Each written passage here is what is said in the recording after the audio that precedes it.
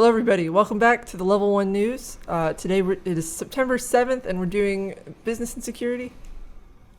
I think. Business and security. I'm going to do the mango seltzer water from Krista. I brought that from home. But I just want to say, look at this. Like this could be a product photo here. The can is just a little bit sweaty because it's just above freezing. This is from Sausage Toes. Sent me 2 cases of Orange Crush. That's when we find out that in the pictures, it's never actual condensation. It's like hot glue or something. Yeah. Food pictures are always a lie. Yeah, they definitely are, especially fast food. All right, so this is seltzer, and it's mango, so it's not truly an orange. Where did you acquire this? Kroger. This is a very strong mango smell. It's the off-brand seltzer water, because LaCroix is too expensive to buy. Wait a minute, there's no orange in that? Krista, come on. That's the best I had. Listen. Did we ever try the Orange L8? Because I brought some of that in. I don't know if we sampled it. I think there's one in the fridge. I don't know if I tried that one. Here's the thing, chat. I think the bracket is a great idea. I think we should do the bracket, but I think we need at least 32 entries for a bracket, right? I mean, we could do 16. Yeah, 16 would be fine. I don't know. Sweet 16. We got a lot of stuff, though, but I guess we don't have a lot left over. So Wendell estimates we have 10. I'd say we got more like 12 to 15. Yeah. If you count the drink mixes, it's probably closer to 20. I don't want to count the drink mixes. You want just straight carbonated sodas. I mean, we're straying from God already with this mango nonsense. So Kroger's put this thing together, and it's carbonated water and natural flavor, and that's the only ingredients. Wow. Natural flavor. No sugar, huh? No sugar. It's not. It tastes like it has sugar. Yeah, it's sweeter than the others. So my other favorite flavor is like a purple can. It's like blackberry something, and it doesn't taste like it has any sugar. That one does. I don't know if that's the natural mango flavor, but This one is so carbonated, it tastes acidic. I like it. You're like, I don't know if I like it. It's hard to, like, I'll take a big drink of it, and then before I've swallowed it, it's all evaporated. You mean the flavor, or? No, it's because it's so carbonated. Yeah. There's so many bubbles. It's not bad. I think it does. It's pretty decent at thirst quenching, but you would have to drink a lot of it. Like, yeah. Oh my gosh, I've just sanded the deck and put the first coat of sealer on it. This is gone in one drink. Isn't that the Diet Coke business model? That's also the Diet Orange Crush business model, because like you drink one and it's like, oh, I need another one. And it never ends. I guess you eventually do get enough base water. Okay, letter grade and venue for enjoyment. This I would probably give this like a B, maybe a B minus. It's got good flavor. It's got good drinkability. This would be just I wouldn't. You wouldn't buy this at Kroger. I mean, well, I would if this was in the fridge. I would probably grab this and drink it. I think it would not be very good warm, whereas the Diet Orange soda is really not terrible warm even. This is not something that I would drink warm. What's the lowest letter grade you've given? C minus. I think the curve is too high. Is Fanta not a D or an F? Yeah, I guess in the context of all the other ones, because I'm getting a better feel for it's really like level of desperation for me. It's like if there is only unfiltered, what's the white stuff that is in water? It's really bad around here. Chlorine? No, it's like it's like sediment and minerals. Like when you get a glass of water out of the water system around here, it's so old that it's like, oh, there's little white flakes in. I know what you're talking about. Oh yeah. So like, if I would rather drink that's an F. I think you gotta put yourself in the mindset that it's all available, and you're not dying of thirst, and you grade them all on that same scale. Yeah, that would be okay. That's fine. I was thinking that like a D was I'd rather have Nestle water, which is actually really good. I'm going to reach out to the audience because you mentioned that white stuff in the water, right? I buy distilled water to use in my humidifiers for that reason, because if you use tap water in humidifier, you will have a white, crusty, it'll look like a geological deposit in the bottom of your thing. So I have a lot of distilled water in my basement that I use, and I don't use the humidifiers when it's 90% humidity. So they're just sitting down there. 2 different times I've gone downstairs, stepped in a puddle of water. One of the gallon jugs, these are Meyer distilled water, has just mysteriously started leaking 2 different times now. That's the plastic degrades. So when you talk about like water storage, they're like you have to buy a certain type of plastic. Okay, so I think the like best by date on water reflects the plastic, right? Because water can't go by. Yeah. These are 2022. Were they like out in the sun at all? No, they're in a dark basement. That makes no sense. Climate controlled. And it's really actually much cooler down there than the rest of the house. Any chance the cats are like hitting it somehow? No cat. I looked for like, is there a rodent that's chewing these? I couldn't find any physical signs of it. Wow. Just tiny, tiny pinprick leaks. I would think it would be plastic degradation, but Well, then Meyer plastic is it's terrible. garbage. To be fair, most plastic is garbage. So That is 5 minutes, and right at 6 minutes of time wasted. That might be a record for the beginning of the show. The nonsense episode this week is going to be record breaking. There was a lot, yeah. A lot of security, too. I've noticed since probably the beginning of the year, the security stories are much heavier in the news feeds. yes, And that's not my bias either. I'm actually leaving a lot of them out. Yeah, security is only getting worse. And it seems like awareness of it. I mean, it was always bad, right? Security is only getting worse, and the government reactionary stuff as a result of security getting worse is getting much, much darker timeline, as we'll find out in Australia. And yet, despite what you would guess is growing awareness for how impossible it is to safeguard some of these things, so much so that they should never be created in the first place, we get this. The federal government is going to expand its use of facial recognition despite growing concerns. Now, despite growing concerns, actually the article goes through like 7 or 8 points. It's like, wait a minute, weren't these faces collected illegally? And the article concedes, yeah, probably, but it's the federal government. It's probably fine. And then there's that whole melanin issue. That's still there. They haven't fixed that. And, the whole, sometimes your data set will end up in another's data set, which will end up in another data set. I might have opted into the first one, but I have no control as it snowballs. And it just keeps going. Also, the DMV databases, which were never... all of that states' rights stuff, and then the federal government is like, oh, we'll take that. But at the same time, we found that DMVs like California are actually selling that database commercially. So, yeah... if you're selling it commercially, the federal government can use it too. Everybody can. So Yeah. Facebook and Google, Chinese Communist Party, whoever wants it. And you might be thinking, well, that's ambitious. Who's going to do that? Because the people we got in the government right now probably are not capable of this. And so the idea is just to bring in a bunch of fresh, young people with no experience. Biden launches the U.S. Digital Corp to bring young tech talent to government. Now, I'm usually really optimistic. And it's like, we're going to bring in young people and they're going to find problems and they're going to solve them. What's going to happen, what I've personally experienced when I was a young person, I came in, solved the problem, and no one was interested in actually solving the problem because it would ruffle a lot of feathers. Yeah, and it would create new problems that they are not trained to deal with. And that would mean learning new things, and we're just not into that. It's like, you youngins, you don't understand how this works. And I was like, no, I understand exactly how this works. You're wasting hundreds of millions of dollars, and here's where all the bodies are buried. Get out. you're fired. Okay. Can you change your tone? We don't like how aggressive you're being. I just don't want to waste all this money as a taxpayer. Good Lord. Son, what do you think the government does? Well, we're going to take a very brief break from suing Google and Facebook this week, and we're going to go after some other people. Just a small off week. The SEC steps up its research into brokers' quote-unquote gamification of trades, Cherry Gensler says. All right, so this is completely 100% a smokescreen to try to make retail traders the bad guys for exposing the horror show that is the modern SEC. That's all this is.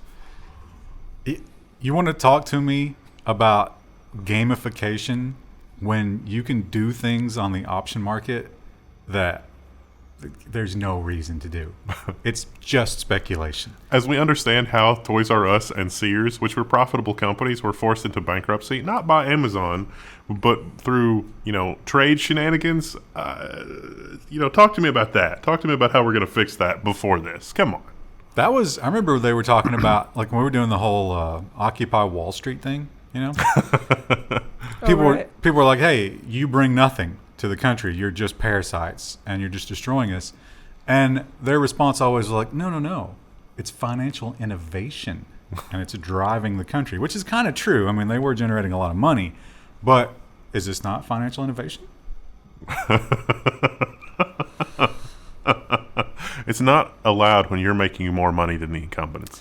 I think the big problem here is that we're talking about Robinhood basically, right? Schwab is getting into it too, but Robinhood's the OG here, and they forced all of the other brokers to change their business model, and those people have a lot of power. It is kind of, when you buy a stock on Robinhood, it like confetti animation pops up and it's like, oh, good job, you did good. And I guess if you are the kind of person who craves that like idle game clicker feedback, maybe you get caught up in that. But was that person ever going to be mentally sound enough to trade the stock market? Also, the FTC has taken an action, and this is a weird thing because it's like, well, you should be allowed to put whatever software you want on your phone. How often have we argued that? Yes. But this is the dark other end. This is the thing that they'll seize on to try to destroy that. The FTC bans spyware maker SpyFone and orders it to notify hacked victims. So this was software that you could load on a phone and give to somebody, and then you could see everything that they're doing on the phone forever and all time. Sold as parental control. That's the loophole. Yeah. But the FTC is not buying it. Krista, what if you got a call? What would you do? Not answer it because I don't answer phone calls. Well, let's say they sent you an email. Again, probably not answer it because I don't know who it is. No, it's an email saying, hey, we just want to let you know as part of this settlement that your phone was... Oh, part of that. Yeah. Someone installed this on your phone and paid us for it. And here's the name. And it turns out you live with them. Oh. That would probably change things a little bit. I'd be like, why didn't you install it on your phone? Because he doesn't want to spot himself. Now, if you are a regular viewer of this channel, you've probably heard this mentioned about 10 billion times. There is someone at the desk who beats this dead horse a little bit. But in his defense, it is a horse that deserves beating. Because what percentage of the population do you think understands this situation at a base level? Less than 1%. Probably not even 0.5%. It's shockingly low, and this is amazing evidence. It's crazy to be the only one that's like pointing to the dead bodies in the street, and it's like, I'm pretty sure that the cadmium factory has poisoned all these people, and other people are like, do what now? But what you don't realize, and maybe you do realize this, but the street is paved with dead bodies. This is the narrow focus that you're interested in. Yeah. You're ignoring a lot of other bodies. Yeah. But again, I'm not going to fault you for it because it needs to be discussed. Juniper breach mystery starts to clear a little bit with new details on hackers and U.S. role. Yes, this is the very same one that I've been talking about for like 5 years.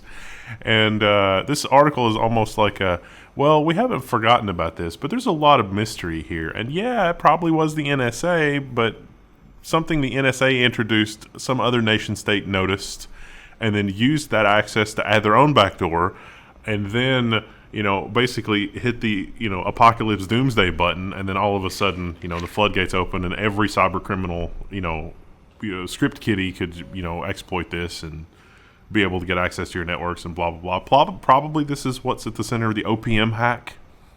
That one. You didn't say the buzzword. Juniper. No. The name of the algorithm. Oh, the elliptic curve encryption? Dual elliptic curve. Yeah. So what we do know, what is new information here, is that Juniper engineers actually pushed back. And they said, are you crazy? This is bad. We don't want to use this because it's bad security. And they got a visit from the NSA, and they were told to keep their DoD contracts, they would be including dual elliptic curve. They did not have a choice. See also the aforementioned first article where it's like young people will be brought in. Yeah. And it's like, hey guys, this isn't really secure. And it's like, no, you don't understand. We're the NSA. We think it's secure. And it was not secure. But I don't even think they said that. I think they just said, well, you're going to use it. Or don't make any money and then be on the street starving. Yeah. So, and like you say, China is who they're blaming as the other state that eventually figured it out. Hacked them twice. They didn't put it together. And that was over years and years and years. So One of those hacks introduced yet another weakness too, which is just amazing. that was an impressive thing to do. Yeah.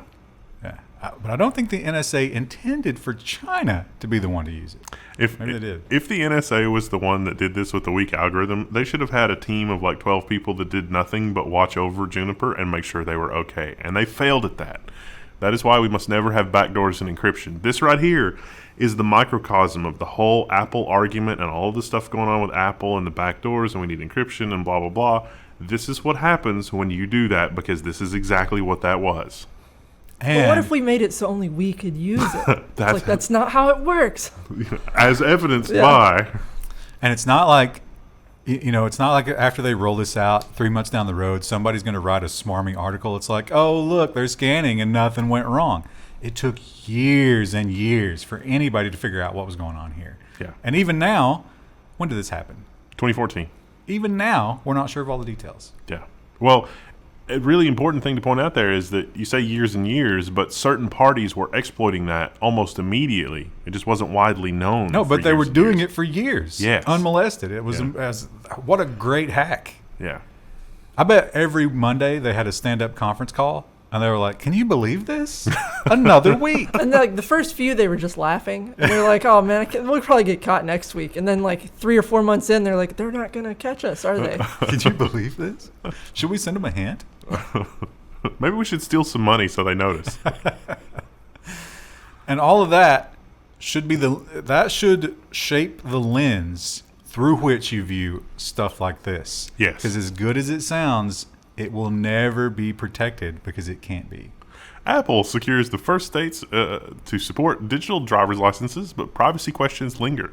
They might be thinking, driver's license, blah, blah, blah. No, not just that. Even the DHS is going to accept this at airports. DHS, they made a big deal about our state IDs because, Yeah. Kentucky's kind of paranoid. They're kind of paranoid about Big Brother. Our driver's licenses are really not super sophisticated digitally. There's not a lot of information there. And Homeland Security has a problem with that because that's a problem for air travel because as a result of that, it's fairly easy to fake our IDs. But not the new ones, right? That's why they changed it. That's why they changed it. Yeah. So we're required to have, different ones. But you can actually opt out and not get. You can get an old style one where you're not in it, but then you can't fly. Right. Yeah. Did you see that Kentucky is one of the second rounders here? Yeah. So we're going to do it. Yeah. Great.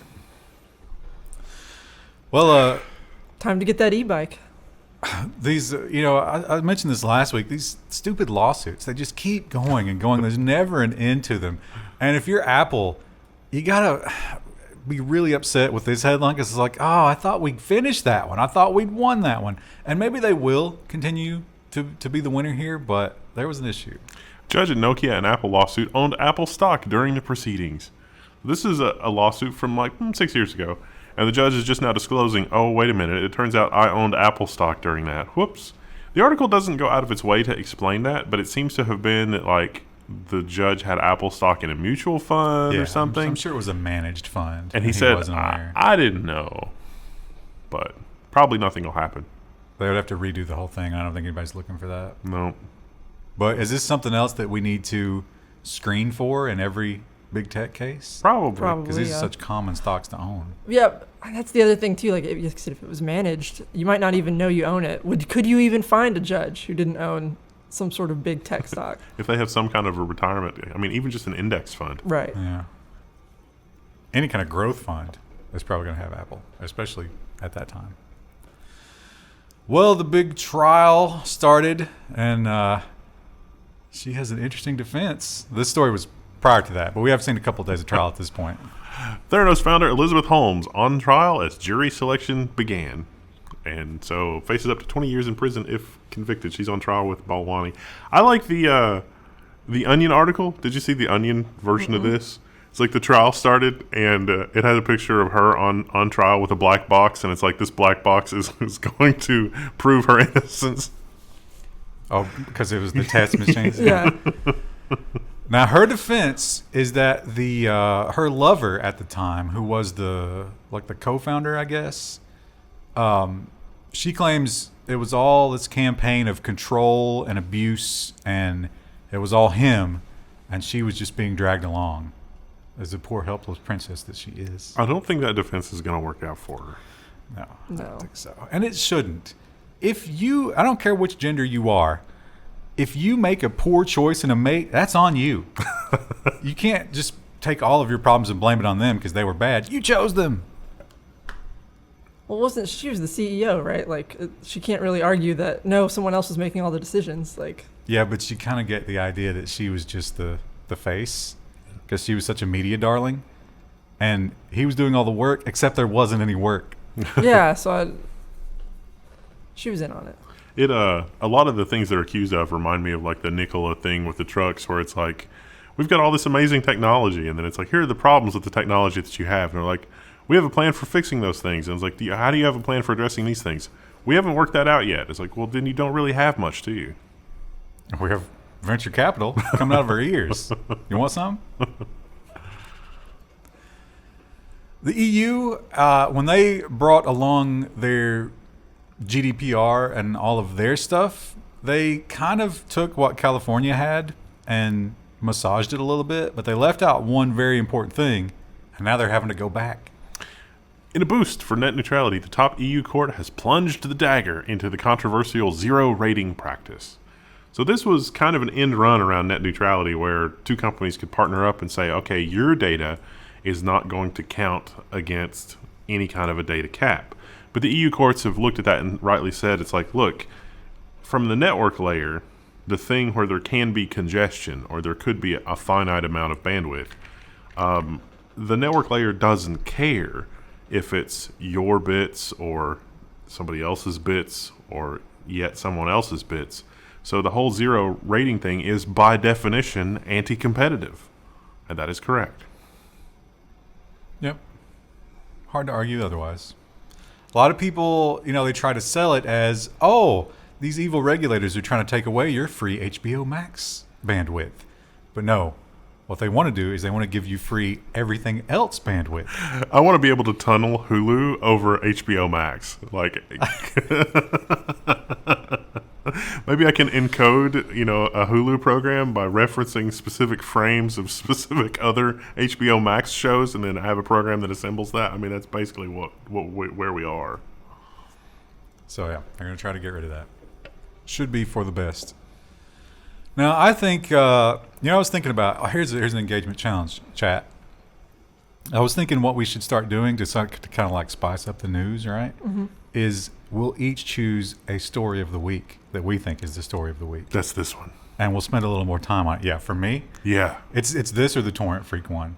The Torrent Freak one affects me more. But this one's more terrible. The Torrent Freak one is basically another level 1 I told you so. Which we should stop doing.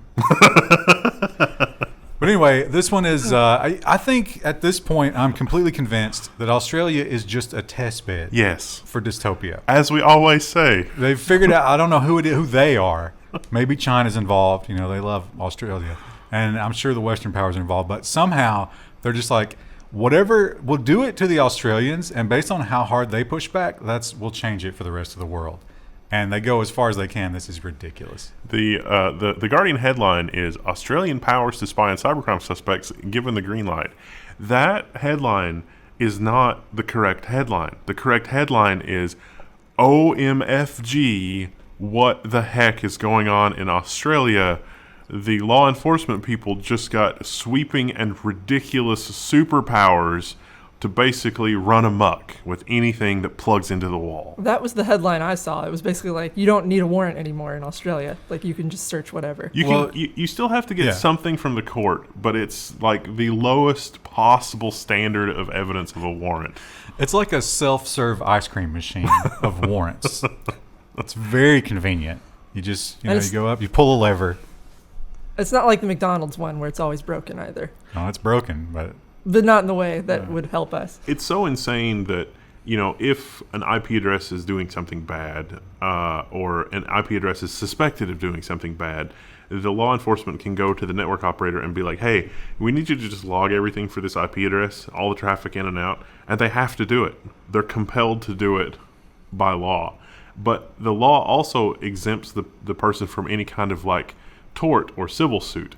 So if law enforcement demands something that's completely insane and would otherwise open up liability for the person that's helping law enforcement, this law will actually shield that person from civil lawsuits, which is completely bananas. And there's no guideline on what the crime has to be. Copyright violations, totally fair game for this thing. Yeah. It's supposed to be quote unquote federal, but everything is a federal crime at this point. So yeah, that's if you're in Australia, you have to look at, like you say, those Ethernet ports, just look at them like live snakes now. Because that's the kind of caution you need to be taking. But maybe that's not the best analogy for people who live in Australia, because they live with snakes all the time. Yeah, but they're all, I'm sure they have a healthy respect for them. They're all deadly. Yeah. It's also true that law enforcement can impersonate you so if they went to Twitter and said, we need to impersonate this person on Twitter, Twitter would have to comply. Because we think that they're facilitating a crime or whatever. They can seize your servers and take them over. Yeah. And run them, like the FBI did so many times. Oh, they did that in Australia, didn't they? Yeah. Oh, they were probably testing this. So yeah, it's crazy the level of power they have here. And make some of our power grabs look pedestrian and weak. Just sad. But that brings up an important point. The war in Afghanistan is over, right? Oh yeah, obviously. Yeah, so we're done with that, right? So not a problem anymore. Is the Patriot Act still in? Oh yeah, it's still yeah. Oh, yeah. That's weird. Huh? That's weird. Why would we still have that? Yeah. I wonder what the next war is going to be. It's apparently the war on privacy, because the way that Australian law is written, what's to stop them from compelling Apple to add backdoors to their encryption at this point? But they won't say that publicly. What's the PR campaign going to be? I think it's going to be the war with white men over 35. Yeah. I'm not looking forward to it. Well, India, in perhaps a distant second, but still second on worst ideas of the week. India launches an account aggregator to extend financial services to millions, creating a single juicy target for hackers no matter what financial services you use. That last part I added to the TechCrunch headline. So this, and we've done several stories about this, and they always go back to loans, right? They're like, no, we're just trying to get more people access to loans, because we might not loan you money because we might not trust you. But if you give us access to every single online account that you have and let us look through them, maybe we will give you loans. Oh, and by the way, that's the only way you can participate in the financial system eventually. Woo! So enjoy that. Now we know why cryptocurrency is outlawed. So it's funny how that works, isn't it? They're going to makes it possible for banks, tax authorities, insurers, and other finance firms to aggregate data of customers who have provided their consent, which will be mandatory at some point, right, to get better understanding about their potential customers, as in all of their transactions. Didn't we do a story a few weeks ago where it was like they want your internet history too, and it's like, good grief. That was the social score, but that wasn't in India. No, that was. I think they were planning that here or in Europe somewhere. But yeah, this is kind of just a different route to that same destination, I would say. Horrifying. Now, over in China, they are really, really getting serious about, I think China, I don't know what happened. Maybe they did like an internal study or something, and they started to see this like, wait a minute, we've been letting capitalism run kind of wild. We might be losing control of it. And it's time to rein that in a big way. China to cleanse online content that quote-unquote badmouths its economy. So this is, the long line, the next in a long line of things that started with Jack Ma and, disappearing one of their rich actresses and a whole bunch of other things, because it's like, no, we must have top-down control of the entire economy. And Didi. Yeah. That was a big part of it. Yeah. It was like, wait, that company is going to be like way bigger than the government. What do? We crush it. And they're starting to figure out, as most people are, just how manipulative and powerful these social media algorithms and other kinds of like Amazon algorithms can be for the human mind. And it's like, wait a minute. We want mind control. You don't get mind control. We get it. China proposes strict control of algorithms. No, they're not talking about merge sort or quick sort. They're literally talking about Just bubble sort. Yeah. They're literally just talking about the social media algorithms, which content to show you, and how long you are on site. And they're also really concerned about games and things like that that have addictive components to them. And we just recently learned about TikTok's algorithm and how like the scrolling algorithm is so good. Yeah. Yeah. It really just worms its way into your brain and figures out what you like. That's dangerous to them. It's dangerous to everybody. With the new 3-hour gaming limitation where you can only play, what is it, like 3 hours? It's like 1 hour per night. Friday, Saturday, and Sunday, 8 p.m. to 9 p.m. So if you're like, let's assume that you're a member of the party and you're looking at stuff and you're just completely naive and you're probably one of those people that only used email like twice in your life. It's like, okay, we created the rule. We're only allowed to use it for an hour. Let's use our vast surveillance powers and see how much people are sticking to that. And then you see that no one is sticking to that and they're just completely, and it's like, are they horribly addicted to this? We've already lost control. It seems like they would double down on like trying to control everything. What's your next move, though? Take over Taiwan. I'm not sure how that results in more control. Because that's the source of all the technology. Well, here's an idea. If you live in China and you're thinking about, if you're an entrepreneur, you're thinking about a new business, I would say that you need to figure out somewhere people can go for leisure that doesn't involve video games, right? Because I think that people are going to have a lot more free time as everything is banned. Chinese authorities say overtime 996 policy is illegal. This is maybe not a terrible thing. Oh, no, it's definitely not a terrible thing. This But is what are they positive. going to do with their free time? They're going to make more people. That's the goal here. That's all of these things. We want our citizens. At what point do they just bring out breeding cages? The breeding pits with the dog from Wobble Dog. So if you don't know what 996 is, it's 9 a.m. to 9 p.m. 6 days a week. Basically, your entire life Yeah. is in the office.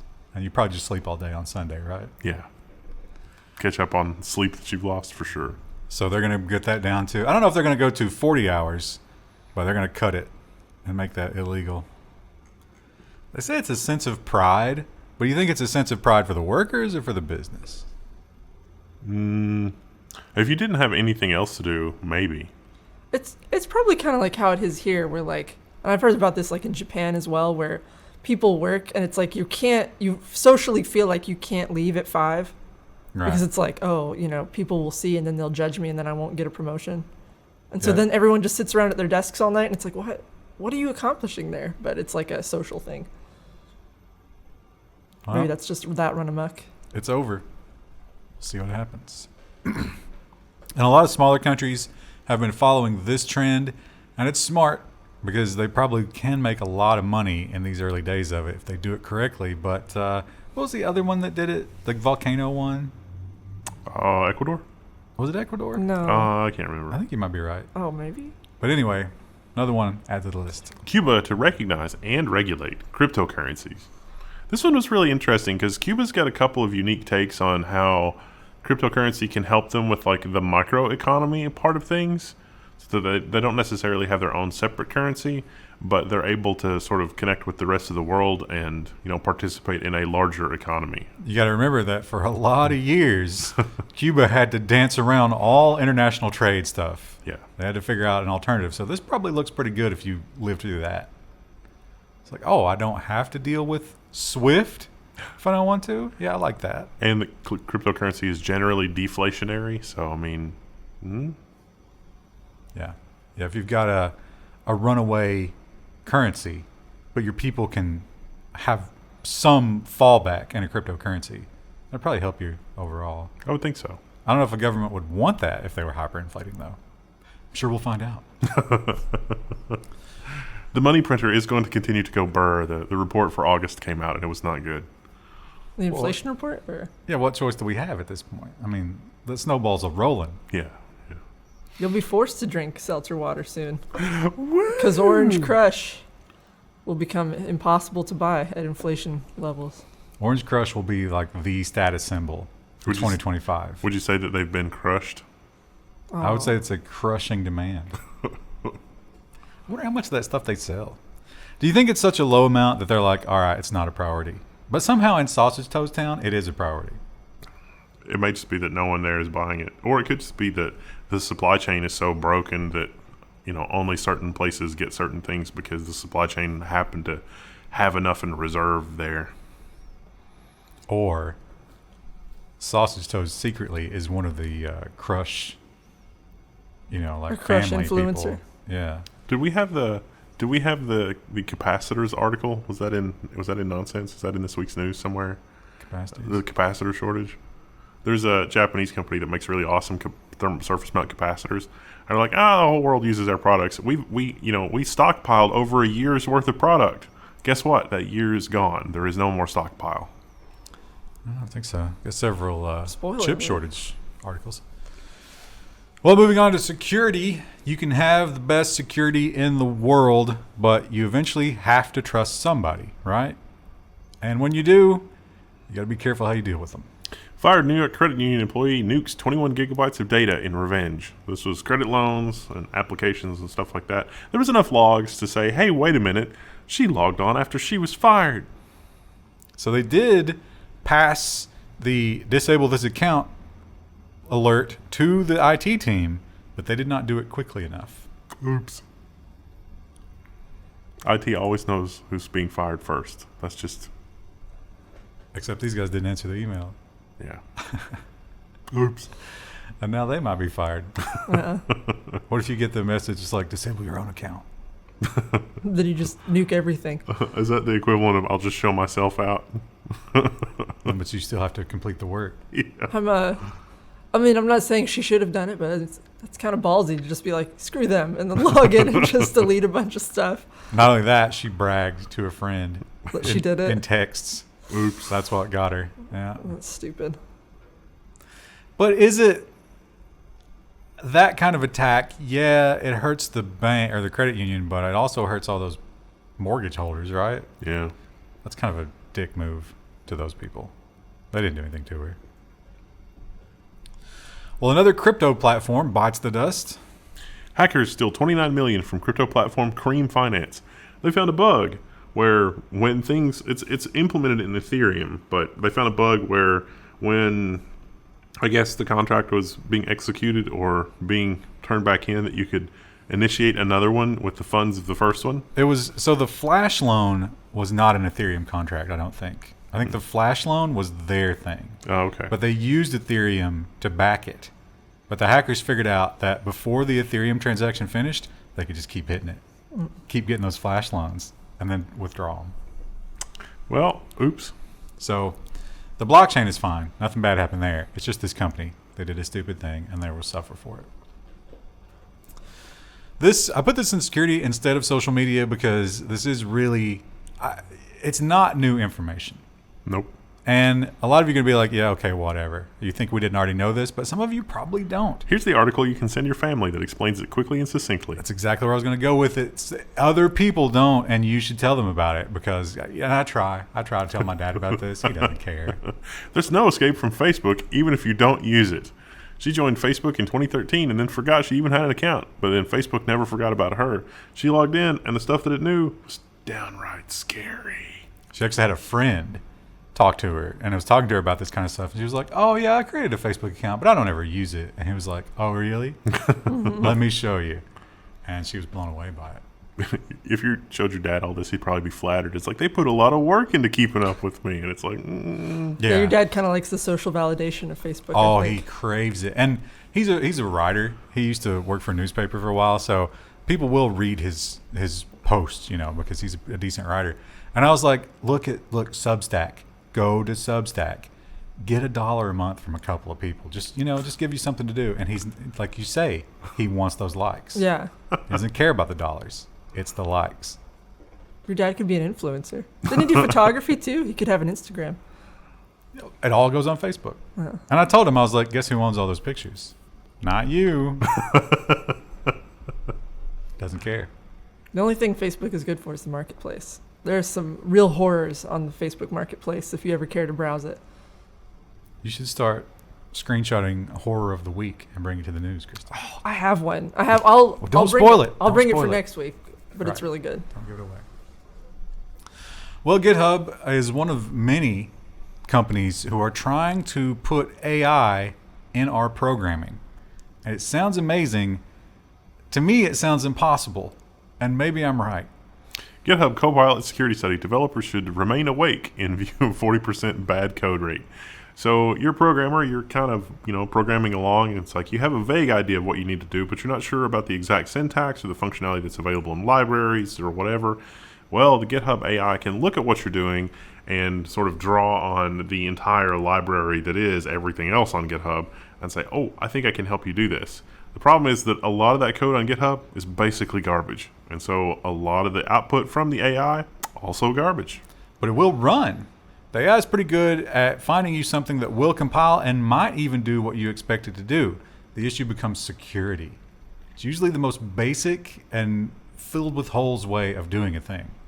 Which is what you'd expect on something trained from just the unwashed masses of GitHub. Or from He-Sung and his firmwares. No! It's like he's working for Hikvision these days. Here's a interesting court case because it's this whole who's ultimately responsible for a thing? Is it the person who built the car? Is it the person who was driving the car? What if an AI was driving the car? Who do we blame? What about the parents of the AI? Apparently, it's just whoever you can sue. Parents of teens who stole $1 million in Bitcoin has been sued by the alleged victim. So this guy got malware, and it apparently exfiltrated his Bitcoin, but he finally figured out it was two teenagers.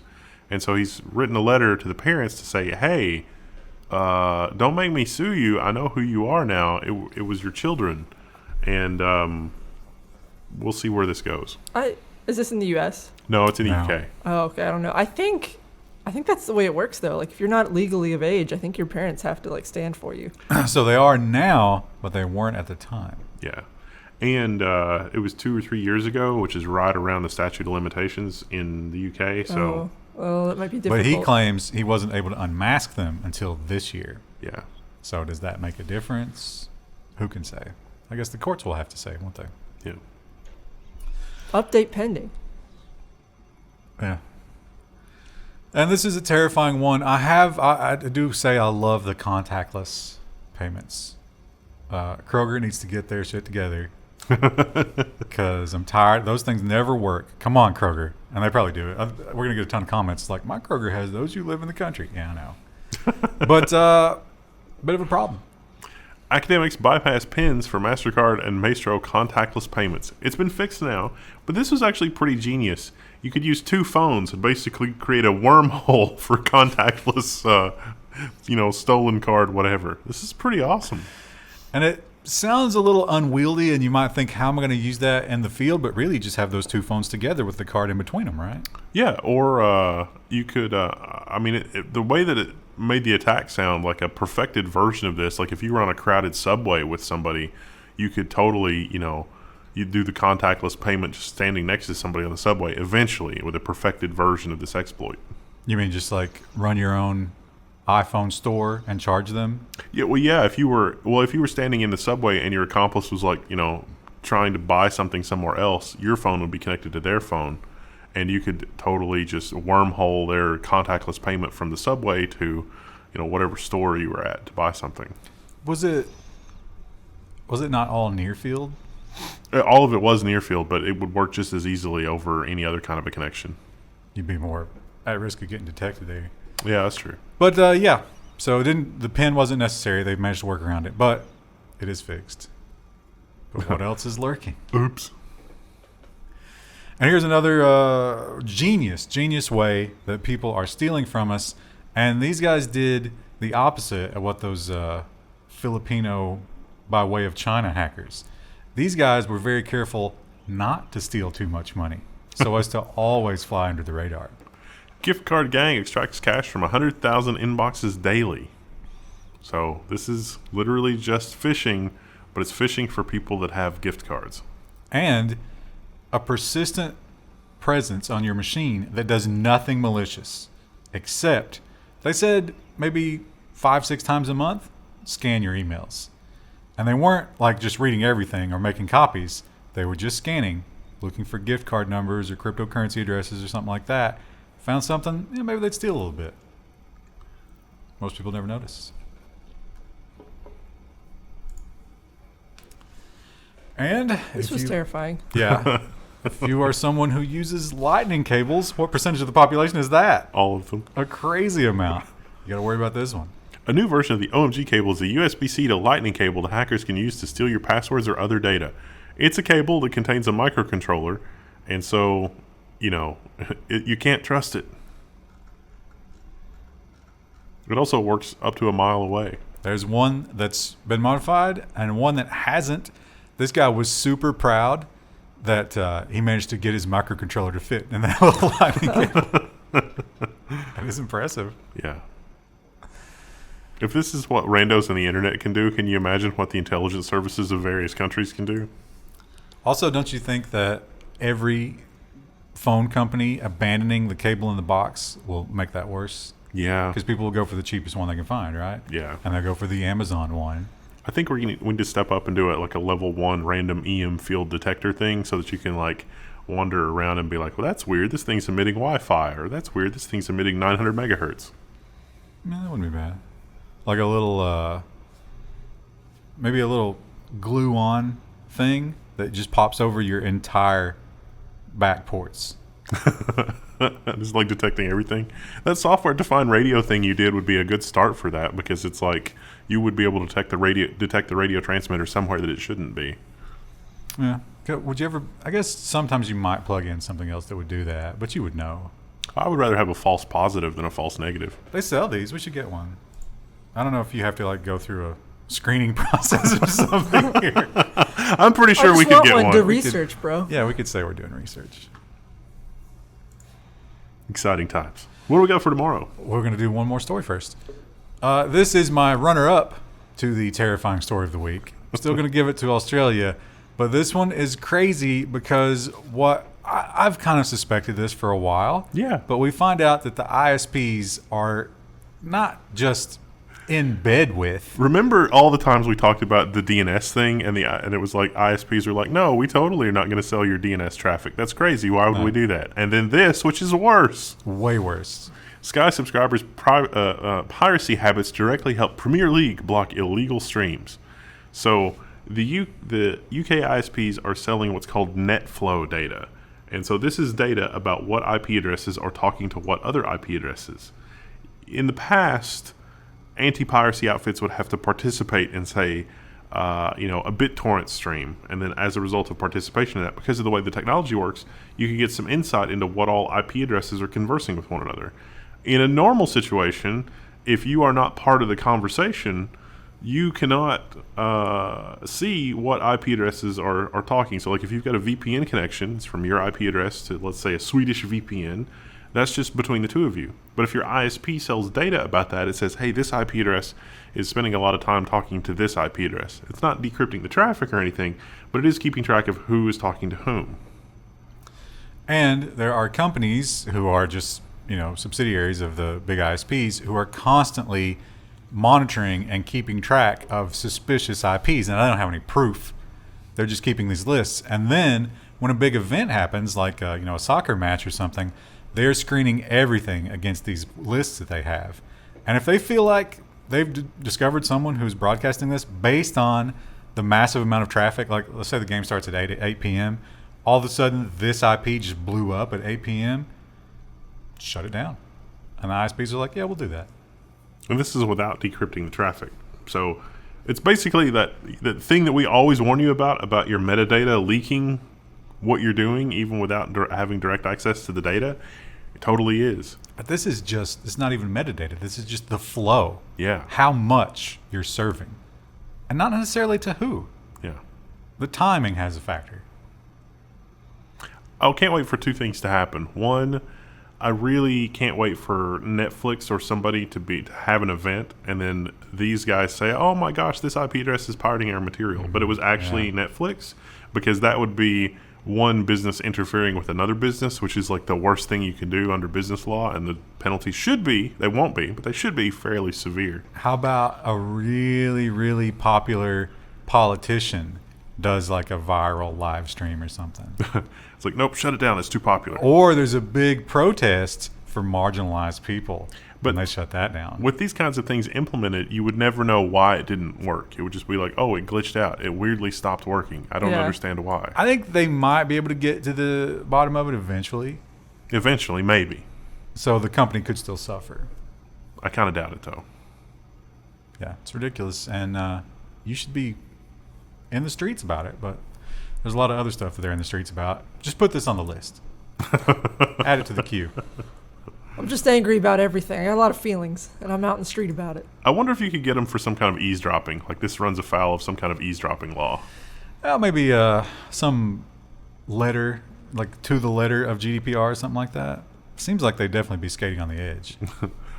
It's like the phone company being like, I don't understand what we did wrong. We're just letting people that are voyeurs listen to other people's phone conversations. They can't talk. Why does it hurt anybody?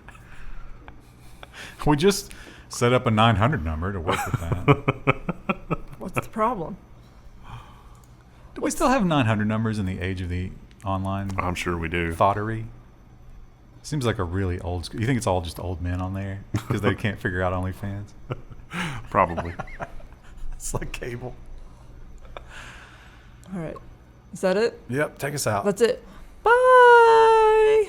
Hello, everybody. Wait. So today's September 8th, and he told me business and security. We just did security.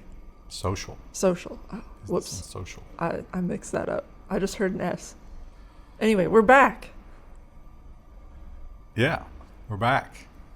That was kind of a weird intro, wasn't it? It was a weird intro.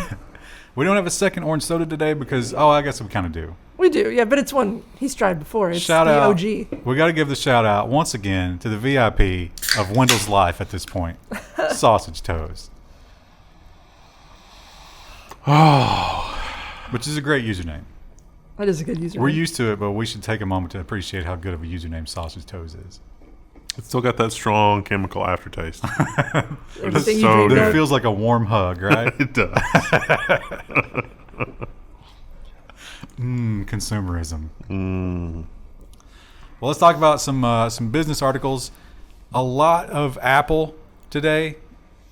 Oh, wait There's a so minute. much Apple. Oh, look what I did. You know what? I'm resorting this one. We're going to do the Apple block later. Oh, Okay. whoops. Even though I'd like to lead with that one because that is such a big story. Yeah. But you're just going to have to wait.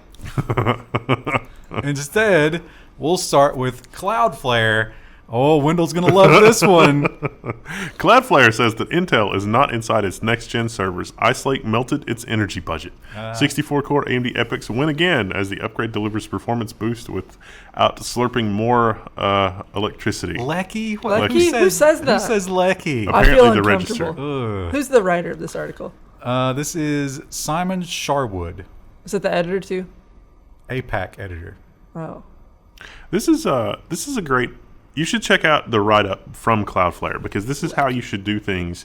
Whether you're in the enterprise or a small company, they literally got a bunch of everything and tested everything to actually see.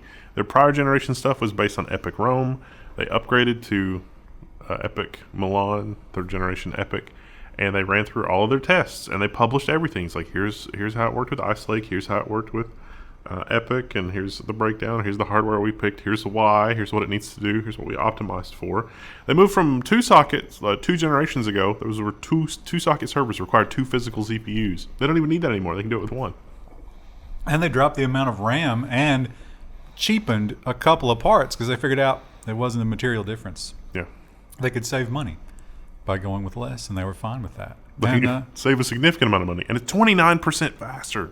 and they didn't care about the network speed so much either, and maybe because they distribute so well. Yeah. But they're like, you know what? We can spend a little bit more money on electricity to get better networking. We don't care. Yeah. We're so good, we don't need it. It's good stuff. It's a good write-up on exactly what you need to do in those kind of situations. And it gives That's me a positive story to start the week, or yeah, I guess the week off with. well, unless you're Intel, it gives me a lot of confidence in Cloudflare Yeah. in terms of like them being reliable. Doing engineering to figure it out. Right. Yeah. Yeah. I when I think of Apple, I don't have those feelings at all. Right. And You can take one more business off the list of fuzzy feelings. We were kind of running out of options because one after another we've found these companies doing terrible things. It seems that maybe only Intel is left. What kind of hell is this? Samsung is the latest SSD manufacturer caught cheating its customers. So there's 2 different versions of the 970 EVO Plus that have wildly different performance characteristics, and they look exactly the same. But here's the problem. The same serial number and SKU. Ooh. Yeah, they're treating it like the exact same product. And this little thing here, this controller has a sticker over it. This gentleman has removed the sticker to reveal not the same. Yikes. So at Samsung, in their defense, they said that the performance is the same for the first 120 gigabytes of writes, and then after that is where the performance difference is. But that's no excuse. You would have to make that a different product. It needs to be a different part number. And the only reason that you would make it the same part number is to mislead your customers. And that's going to cause internal issues, right? With the sorting and the warehouse and stuff like that. They are causing themselves problems in order to trick us. Yeah. So it's a little damning. Also a sticker? Like, they couldn't have not cheaped out on the cover-up? Well, the sticker is the easiest way to reveal. Like, I'm sure that if they thought people would remove the sticker, they would have gone to the trouble of making the labeling on the controller almost exactly the same as well, which is the really insidious thing. Didn't we just let that one guy out of jail? Put him back in. Yeah. This is uncalled for. They got a bunch of interns back there with steel wool just scratching that off. He's got like he's at like a coffee shop or something, enjoying his freedom, watching the breeze through the trees, and then like, a bunch of Korean cops come up and throw him in prison again. It's like, you have to go back. Why? It's like, I think you know why. It's the 970 EVO, sir. It's like, He's what? like, oh shit. What? How much do I have to donate this time? And speaking of donating, well, that's not exactly what Amazon is doing, but they're doing something that they know the politicians are going to love. Amazon CEO unveils his 55,000 tech jobs in first hiring push. So the new Amazon, Jeff Bezos stepped down so he could fly to space and run Blue Origin into the ground. And 55,000 tech jobs immediately is what he's doing. They point out that is most of Google in terms of the upper brass, which is what these are. These are like engineers, executives, stuff like that. It's most of Google. It's more than Facebook. So Amazon is basically adding a Facebook onto their corporate structure. Will they open those positions to Americans though, or do you think that they will outsource a lot of that? The article... That's pretty common with like tech jobs. The CEO strongly intimated that this would all be American jobs, but they may be backdoor H-1B visa type things. Yeah, that's what I was thinking. They don't have 55,000 H-1Bs to use. So I'd say it's mostly Americans. They're going to need to, get political cooperation if that's the route that they're going. Also, how are you going to immigrate that many people? Oh, are those going to be Afghanistanis? Or Afghans, I guess is how you say. They're going to cheat by building this large floating palace that sits just outside international waters, and then they're going to run a fiber optic cable through the sound there in Seattle. Would you call that the Fortress of Doom? And so we look at Cloudflare, and we see on the technical side, the engineers are doing a great job. But we have to remember, when Cloudflare decided they were the arbiter of what should and should not be on the internet, that was a little weird. Now, it was hard to disagree with them for what they did at the time, because it was probably a good thing that they did. But do we want these big tech companies to have this power? Well, it doesn't matter what we want. Exclusive. Amazon to remove content that violates rules from cloud service, sources say. So this is a Reuters article, so they've done their homework. But yeah, Amazon Web Services, if you're doing things that Amazon doesn't agree with, you're out. They've pointed to promoting violence as the big one, and that one's obvious. It's easy to get away with that, but they didn't really put a limit on the scope of this. It's kind of up to their discretion.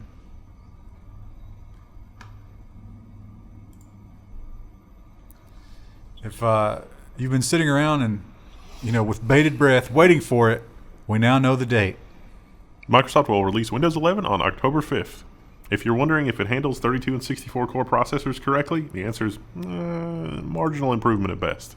And Microsoft, although they did initially let some of those older CPUs get in on the tests and mess around with it a little bit, those early builds. They have now decided, no, you know what? You got to have a TPM. PC World reports Microsoft boots older PCs out of the Windows 11 preview testing. You get a pop-up. It's like, you're not going to get any Windows Update anymore. Good luck, Chuckles. Heesung is going to love this. Yeah. I get all those people going straight to Linux. We'll be glad to help. They're gonna run unupdated Windows 11. That's Yeah, what they're gonna do. They're not going to bother changing it. Until they get infected, and then they'll be Linux. Then they're gonna reinstall it, and it's gonna happen all over again. We're way overestimating what people would do here. Aww. Maybe we could do a video that's like, are you suffering from the horribleness of, Microsoft's poor decision making here? Blah, blah, blah. Come to Linux. Are you going to offer video driver support for all the viewers of that video? Their computers are so old that there probably is good video card support in Linux. Oh, that's a strong point. Well, this is the big story that I wanted to lead with, but I had to move it to the Apple block. And this is a blockbuster. Every headline I saw, phrased like The Verge, made it seem like Apple did this because they were just good dudes. No, they lost. They did not have a choice here. Apple concedes to let apps like Netflix, Spotify, and Kindle link to the web sign-up. Why? Because to do anything else is literally and in point of law anti-competitive. But you talk about they did the absolute bare minimum to the millimeter. There are a lot of catches here. First of all, if you have any kind of in-app payments, you can't do this. In-app payments still have to go through Apple. And this is only for what they refer to as read-only, meaning that it's just like, for example, Netflix. You have a Netflix account, you access it, so that's okay. But something where you were like, what's a video service where you buy the videos individually? Prime does that for some of their stuff. You can like rent stuff. Right. So if you were doing the Prime Video piecemeal, how does Apple deal with that? No, that also has to go through Apple Pay because it's not a subscription, you're buying individual things. You can't bypass Apple for buying individual things, but if you have a subscription to things, then you can subscribe directly to the thing. And you're only allowed one link on your app page, and there's still some unknowns about like what are the rules about that link? What language can you use at the result of that link? You can't say something like, you're going to save 30% if you deal with Apple's stuff a different way. We'll see. I'd say that probably is a realistic one, right? I mean, that's definitely something they'll probably go for. You can't badmouth us. Look what we've done for you. Look how much we love you. The absolute bare minimum that we were required to do by law because we stand to lose an insane amount of money. And hanging on to money is something that Apple is very serious about. Look at the laziness of these. Yeah. They're literally the same. They just inverted them. We'll let you see that in a moment. But first, there's heavy echoes of Google here, don't you think? There is, yeah. Yeah. Apple just banned a pay equity Slack channel, but it lets fun dogs lie. Okay, so let me explain the headline. They use Slack for all their internal communication at Apple. Apple banned a Slack channel that was talking about pay equity. It's like, hey, generally, what do you do? How much do you get paid? Are we on parity here? Apple HR was like, no, we can't do that. And the reason they cited it is because it wasn't on mission for what the company is. But there's a whole bunch of other Slack channels that are things like hacky sack and dog lovers and dad jokes and 17 other things. Those are all still okay. Seem kind of selective. Are dad jokes on brand for Apple? Kind of. I don't know. I mean, they do skew kind of young. So look at this laziness, The Verge. Oh, look. Hey, Bob, I need you to whip up an Apple photo for the headline. He's like, oh, hey, Bob, I got another story. Can you do a second one? And Bob was just about to leave for the day. He just hit Control-I on the image and then saved it. There you go. Let's go ahead and use that one. Nice. Here is an iPhone feature that I think is a great idea, although the surveillance possibilities. This has not been confirmed by Apple either, I don't think.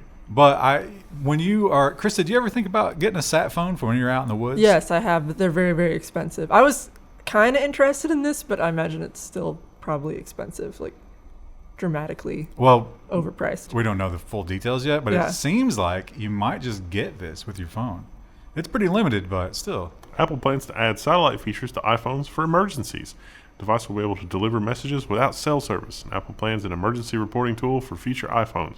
This might be using the low Earth orbit stuff, might be Elon Musk's constellation thing.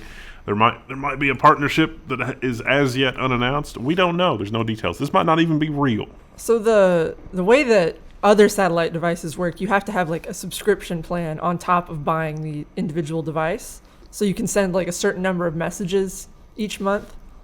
And I wonder if Apple will try to do that and use that as like a money-making scheme where it's like, oh, you can buy it, but it's an extra service plan. They would probably let you get like 1 or 2 per month as an emergency, right? That Like would be by a smart default. play. Yeah. Yeah. We'll see. Again, they might not even do it, but it is a cool feature. I mean, you're not going to use it most of the time, but if you need it, you really, really need it. Yeah. That'd be nice. Not maybe enough to get an iPhone, but nice. If you're overdrawn, is it ultimately Goldman Sachs that's going to make the call? And that's like, please, you need $100 to send the thing. And it's like, my Goldman Sachs Apple credit card. What's My happening? leg's broken at the bottom of a valley. Please send my emergency message. It's like, I don't know. You don't have enough money on your account. Yeah, if you hadn't bought those AirPods earlier this month, we could maybe swing this, but I don't know. You're pretty deep in your limit. And it seems like the reality of VR is that your VR headset is going to be married to the brand in awful ways, no matter which way you go. The first AR VR headset that Apple has in development will need to be wirelessly tethered to an iPhone or other Apple device to unlock the full functionality, reports the information.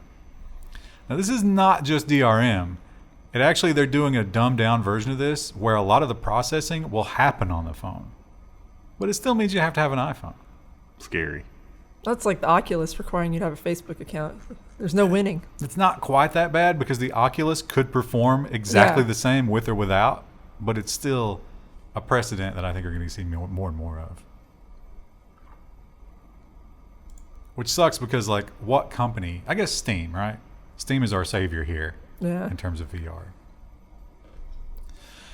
Apple had a pretty good week in the stock market, and because it has now been 10 years as Mr. Cook took over, he has hit a payment tranche that is considerable.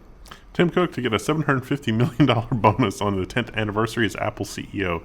This was, of course, all stock. I bet the number of stock they had agreed to previously, and it's just that now that Apple's worth $1 trillion, that's a $750 million is a pretty significant chunk of that. And he had already filed the SEC paperwork. He sold it immediately. Wow. Yeah. And he gave some of it away. Yeah. Well, I don't blame him because he's like, well, we can't do anything to get larger except to be horribly unethical. So They're already kind of horribly unethical, though, right? Horribly. Any large company is usually. But if you're someone like Tim Cook who has, so much money, and I don't know what his allocations are, but like, what do you think he's got in cash? At least 50 million, right? Probably, yeah. That inflation has really got to upset you. Yeah. That's a lot you're losing in purchasing power. But at the same time, you don't need any more, right? Even if he only had 50 million, he could, that's more than enough to take him out through his golden years. Oh, yeah, absolutely. But don't you just kind of, if you're that rich, you're just like hoarding it like a dragon, right? It's about the number at that point. Yeah. Probably. I mean, when you get together on Epstein Island, I guess you just show everybody your number, and that decides the order that you go to the buffet. You don't want that number to be real small because then you only get the leftover shrimp, and they're real suspect by then, let me tell you. Yeah. Because they're doing the thing where they're eating off the naked woman, and they're really warm by the time that you get your turn. Yeah. And if you are Tim Cook and you are worried about inflation, when you see a headline like this, you probably stop worrying because you're going to be fine. Consumers spent $40 billion on the Apple App Store in the first half of 21, nearly double the Google Pay spend. All right, Google, I'm sorry, real talk. Have you seen the Play Store? Like, why would anybody use that? It's so bad. But Google is gaining. So I guess if this goes on for another 100 years, Google's going to pull ahead. I just don't get buying any apps, really. It's such a crapshoot, right? Yeah. I mean, to pay money to possibly get some malware? No, thank you. Don't get it. Last week, I think it was Toyota last week, right? Yep. Week after week, they all just keep falling. General Motors has suspended production at North American plants amid an ongoing chip shortage. The move will affect many of the automaker's most profitable vehicles. The Silverados. There will be no more Silverados for those 2 weeks. You know what else there hasn't been for 2 weeks? Meat. Did they mention if they were going to pay their employees during that 2-week shutdown? No, they're not. Well, Wow. they're probably not sending everybody home. They're probably sending a lot of people home, but they're going to do the whole, like, you know, clean it and oil everything and refurb everything, which plants do once a year at least. But they already did that in April. Yeah. Uh, That sucks. yeah. Also, yeah, meat has not been a good situation. What's this week's meat substitute meal, Krista, that you've been experimenting with? I haven't made anything new. I've just been doing like pita and hummus. I eat oatmeal most mornings for breakfast. I did have some corn dogs this week, which were delicious. We didn't even have good luck sourcing mushrooms. Really? I got so many in my yard. Just come and get them. Yeah, I got some back in the woods. I have some chicken of the woods that are frozen in my freezer. Those are edible. The other ones aren't. Mm. Well, if you worked at Robinhood, I bet you got a memo this week. You definitely did. A bit of an alarming memo. PayPal is exploring a stock trading platform for U.S. customers. They want to let individuals trade stocks, and they're making sure it's definitely not a gamified stock trading application. Invest at PayPal, and I'm sure they will do zero commission like everybody else. And if you already have a PayPal account, man, maybe that's more convenient, right? I like how CNBC has a stock ticker in this article for that, and Robinhood is already down 1.7%. Yeah, I think a lot of the hardcore Robinhood people left when they screwed up the whole GME meme stuff. stocks. Yeah. It's like, we were supposed to fix this. Why? Do you think PayPal is making damn sure that they have the infrastructure to survive that, or are they just playing it fast and loose like everybody else? Fast and loose, definitely. I would think so. Yeah, they're just trying to get something in the market. All they need to do is put their terms of service is like, we're going to do what we want. You can't stop us. Then they're fine. That's kind of what Robinhood did. Yeah. We're going to sell your trades. That's what we do. I think you mentioned this one last week. I had not heard about it previously, but now that I've read the details, wow. Talk about getting railroaded. Oh, so much hate nap in this one. TV streaming service Locast has suspended service after a court ruling. We are hereby suspending operations effective immediately. So this is a voluntary thing, but the court sort of intimated that things are not going to go well for Locast. So it turns out, like if you look really closely, in the beginning there was broadcast television. But broadcast television wasn't great because not everybody was in their house could physically receive broadcast. It was over the air. Thus, A lot of people are too young to realize. Yeah. They were just antennas. And it was free because you could, you stick an antenna outside. That's how it's supposed to work. And then enter cable TV where they would run cable to people, and they could take the over-the-air signal and rebroadcast it over the wire. That was completely okay and even encouraged. Fast forward a bit, skip a bunch of steps. It's okay to still do that as long as you're a non-profit company, and that's fine. And so that's what Locast was saying. It's like, hey, we're a non-profit company. The judge looked at it and said, well, you're technically taking money and from one area and using it to offer services in another area geographically, and I'm not sure the law allows you to do that. And Well, you're missing an important point here, though. Like, I think the thing the judge didn't like is they would interrupt your viewership, not with ads, but with a little message saying, hey, please give us $5 a month, please. We're a nonprofit. And I think that's what the judge didn't like. Yeah, that, and well, he commented on both things. So Locast said that the EFF is working with them, and so the Locast said they might continue to operate with no nags to subscribe at all. But that makes me want to just give them $5 a month, even though I probably won't use their service, because that should be legal. No, I think they said they were going to do what you just described, but gave up on that as well. Oh, okay, wow. Yeah, because they're like, okay, well, if we don't ask, can we just take donations if we don't nag anybody? Like, they can just watch it, but can people still give us $5? I think the judge kind of poo-pooed on that as well. I think, okay, so what he poo-pooed on was you can't take money from one area and fund another one. So, like, if I took $5 from, somebody near Saskatchewan, I can't. Because of the regional programming. Yeah. I see. So you would have to, if no one else donated from this town, we wouldn't be able to watch it. Right. Yeah. Kind of makes Which sense. is really stupid because if I have a really amazing parabolic grid antenna that's, held aloft by a weather balloon, I can totally pick up broadcast television from like Europe. It's not a problem. Those antennas are real big. So I don't, what's the difference? The answer is we just need to run all the network TV stations through the HARP. So the entire world is blanketed. But you might not be able to decipher the signals, but they're there. I really want Arrow also. Like Arrow, we should retroactively let Arrow survive because it should have survived.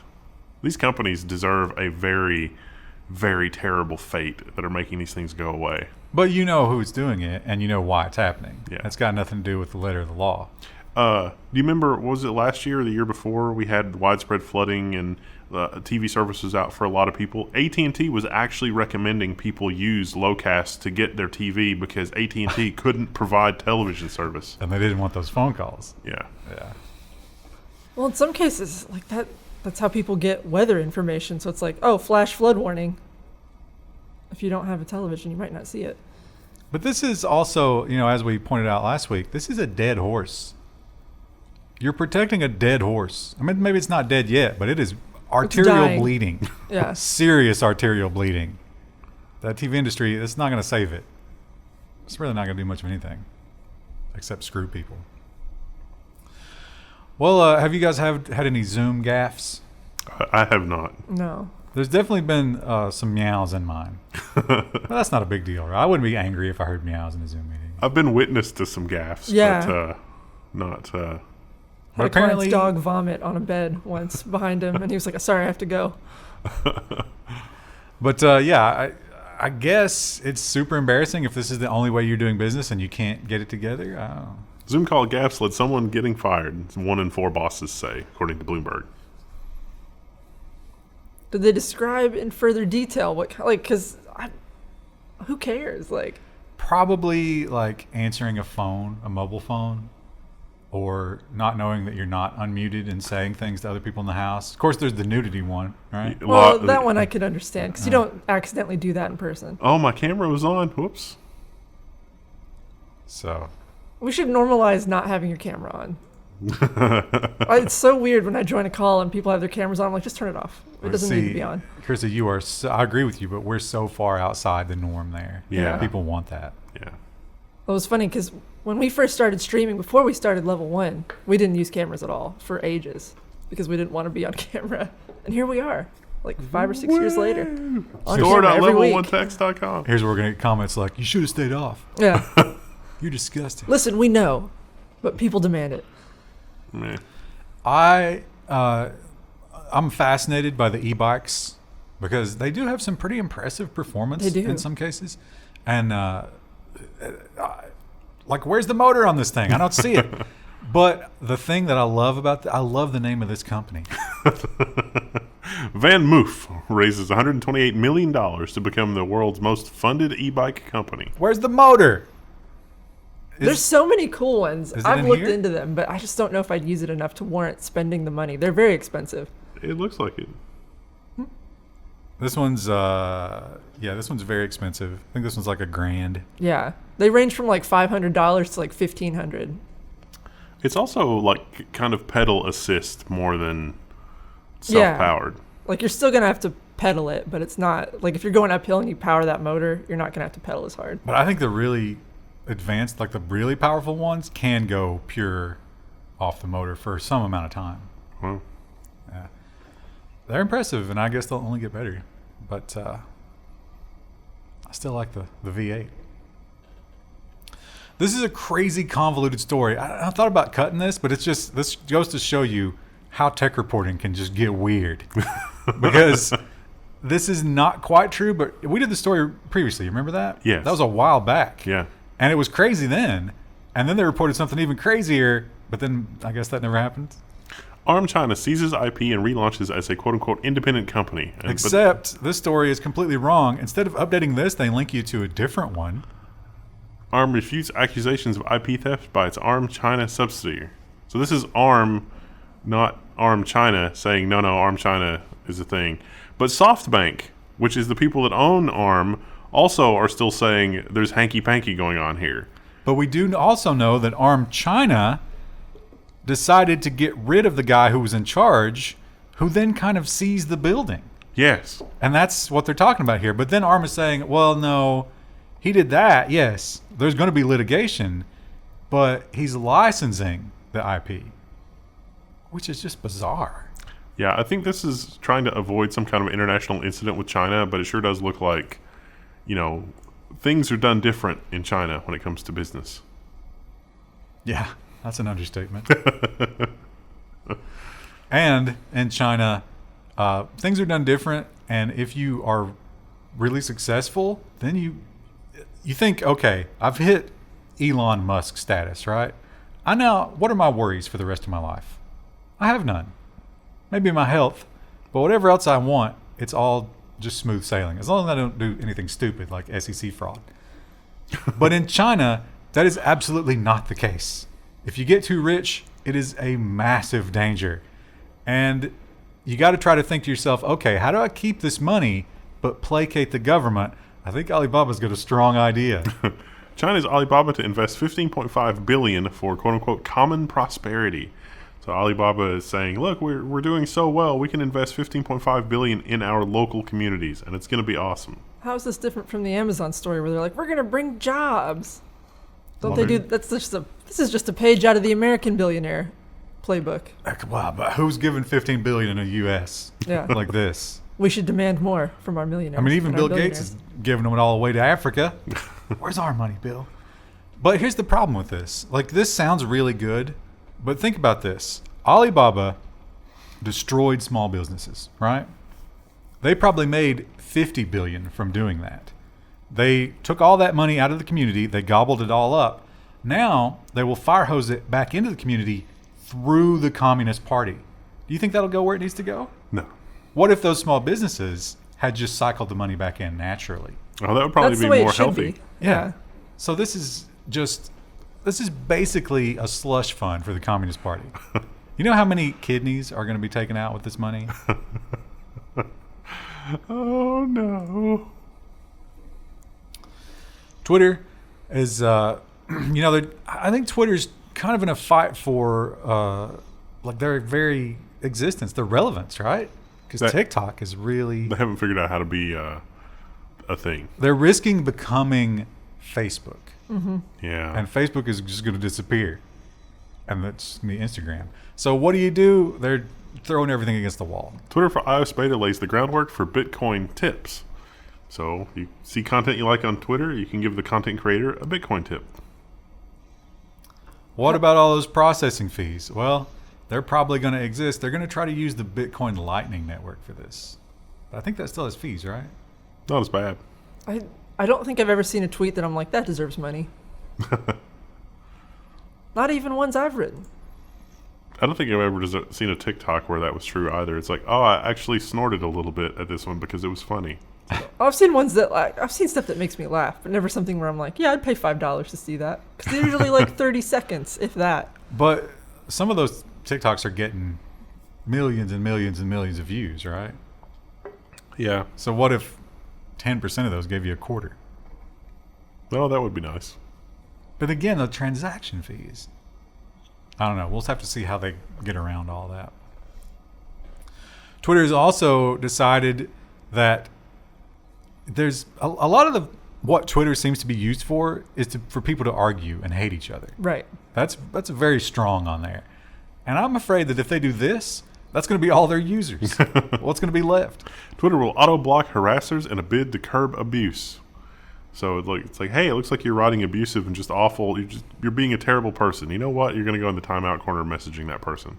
But you know what's fascinating is that it's going to be based on not just the context of your reply and their tweet, but the quote as paywall, but your previous relationship with that person. So what kind of behind the scenes diagrams are they building back there? Yeah. Like, what do they know about my relationship with other people on Twitter? I think if they get rid of all the harassers, it'll just be like accounts like ours where we post like once a month. But then who's going to read those? Nobody. Just out into the void, just the Yeah. bots. It's just us and the bots. Well, to be fair, that's kind of what Twitter is anyway. There's a lot of, it's harassers and bots. It kind of is. And a lot of the social media companies there for a while were embracing these tiny, short videos that just go away. Because apparently people they had this anxiety about the video being out there forever. Those people clearly don't understand how the internet works. If someone wants to keep it, they will. But I don't know. That was a thing for a while, and now it's not. LinkedIn is telling advertisers it's shutting down stories videos. So LinkedIn was like, hey, you know what people really like? They would like to combine, your whole career thing with just goofing off and like water cooler meme stuff. Those things go together, right? We should combine those. And then nobody wanted to post a video to LinkedIn because a prospective employer might see it. And they were, thinking, why isn't this working? Well, you say nobody, but I think there were a couple of companies who invested heavily into it and really went with it. That was a mistake, wasn't it? That was a mistake. So they have to convert those videos into regular kinds of videos if they want to keep them. Good job. No. Over on Reddit, we had a protest to ban speech, and then they stood up, much like Apple back in the day, and said, "No, we stand with free speech." And then the protest got just a little bit worse, and they were like, "All right, you're right." I imagine advertisers noticed it. We're ban it all. Yeah. Reddit bans anti-vax subreddit are no new normal after a site-wide protest. A host of other communities have also been quarantined. Ironically. They've become what they railed against. Thanks, Reddit. I wonder if they did that for the pun. Why would you be on Reddit with this stuff anyway? You know what Reddit is. Come on. If you want an echo chamber for insanity, there is somewhere you can go no matter what it is. Yeah, Reddit. Yeah, well, I mean, even just beyond Reddit, like there's just, you can get anything you want. If you want Forum.level1text.com. But ours is good insanity. Yeah, you're right, though. There are communities for literally everything. But, somewhere between, like, we stand for free speech and, we don't. Like, what happened there? Yeah. I think Chris Advertisers is right. noticed, yeah. That's the case with any company, not just Reddit. Like, they don't care until advertisers start to pull out, and then they're like, oh, crap. But who doesn't want to sell their product to the unvaccinated? Is that really a distinction we're making? It's like, you can't have Doritos. Well, who cares? There are they don't side want to be effects. associated with it, like just being poisoned by association. Doritos, the snack of the unvaccinated. But Doritos is literal poison. Telegram has passed a huge milestone. Seems like they've done it on the back of India. Telegram tops 1 billion downloads. So it's a popular messaging app. It's kind of encrypted. Signal would probably be a better choice if you want an encrypted messenger.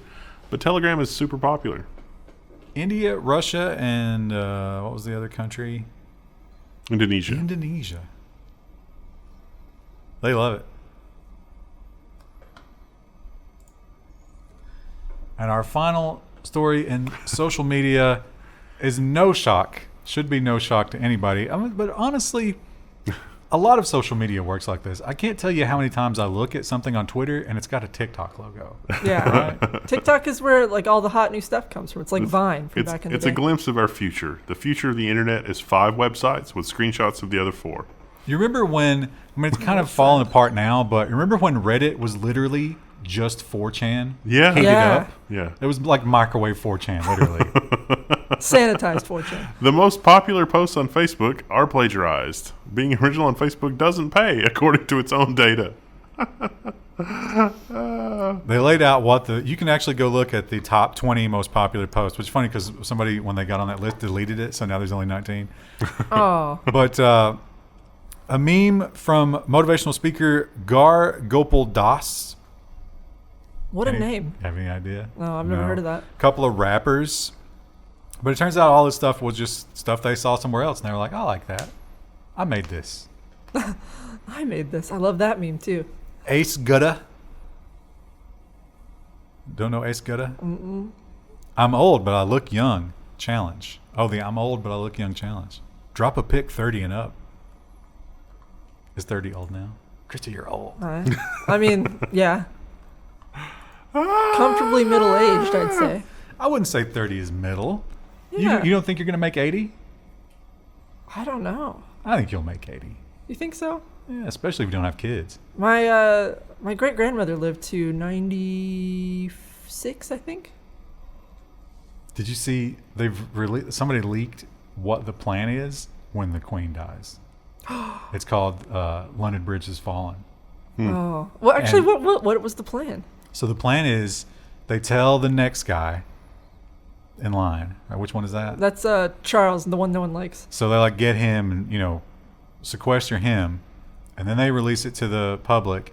And then all of the social media associated with the royal family is going to go down for 3 days. They're going to go dark. And they're worried that they might not have the infrastructure and money to pull off this funeral. That's the scope that it's going to be. I mean, that'll be sad. Like, in some capacity, if she's been there for a long time. But, like, I like that we have to tell Charles because he's the next in line, not because that's his mother. I will not be satisfied unless at the funeral they have a video and like a little mini pic of the time that there was I think it was a royal. She took one of those Saudi royals, I think. Yeah, Middle Eastern. Who's like, women should not drive because she used to drive the military jeeps, and she was like driving through London at like 90 miles an hour. Crazy smile on her face, and he was just like, yeah, that should be like reliving. Memories that should be of the like Queen. the banner image. It's like rip the Queen and then that photo. Because she's just like, she had the little smile, and he was plastered on the She's back like a of the little Jeep. tiny old lady, just like barely can see over the steering wheel. Yeah, I don't think they'll do that. No, it'll be much more stately. Great. But Here's like Charles. He's going to be old too at that point. he's in his already 70s old. right now. So, do you think they're like when they come and tell? Because when they tell him, they say the bridge has fallen. Like that's the code word to him. But what if he doesn't remember that? He'd be like, "Oh, which bridge? What are we talking about?" They're like, no. Listen, the bridge has fallen. I think Charles has been well, I don't really know a lot about the royal family. I've just watched The Crown, but I think Charles has wanted to be king probably for a very, very long time. So he'll probably be like, yes. If you are Charles and you get to be king, do you bring the Epstein guy back into the fold? Oh, Andrew? And what about the two that are in Canada? Oh yeah, it's like we got to forgive you because the bloodline is thinning. People are furious about Andrew. There's a conspiracy theory that the reason that the one left for Canada and stuff, and like did the whole media push to like get them out in the open or whatever, was because they're trying to hide Andrew. Huh. So they're trying to take attention off him and put it on someone else in the family. Okay. It didn't work. No, it didn't. I don't think you forget something like that. Well, but the internet it's gone on long enough. I think the internet kind of has forgotten. What do we got lined up for Friday? Nonsense and robots. There's so much Best nonsense. section. There's 20 nonsense stories. It's a lot. We'll a lot see of you there. nonsense. Bye. Hello, everybody. We're back. It's Friday. It's September 10th, and we're doing robot, space, and nonsense. The best section of the news, I would say. How exciting. Let's talk about some artificial intelligence.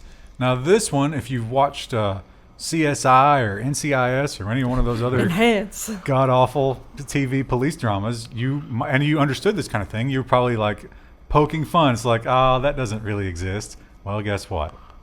Google's new AI photo upscaling tech is jaw-dropping. So you can go from those pixels to the other pixels. Look at that. That's just crazy. Didn't Photoshop announce this recently, like 3 or 4 months ago? Yes. The thing is that you really are not gaining the detail back in the photo. It's just filling it in with something that's plausible. Yeah. Yeah, that's not necessarily the same person. And the way it does it is it works in reverse. So it takes an image, it puts noise and stuff in it until it looks kind of like the image that it's looking for, and then it undoes that on the original image.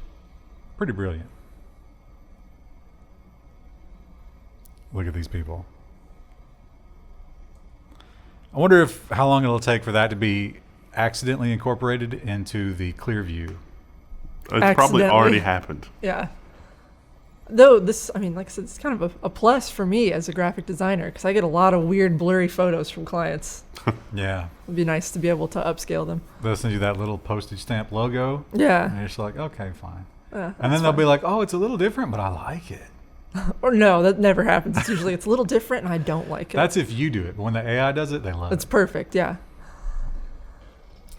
This is about GPT-3, and I will say that I think our AI dungeon session was more entertaining than what they came up with here. Yes, I think so. That's true. I went to a play written by AI, and it was like looking in a circus mirror. So this is just a quick 30-minute play written by GPT-3. It was a couple of them, actually, a couple of different ones. They iterated. Each night, like based on how bad it was, they tried to work around it. And this person went night 2.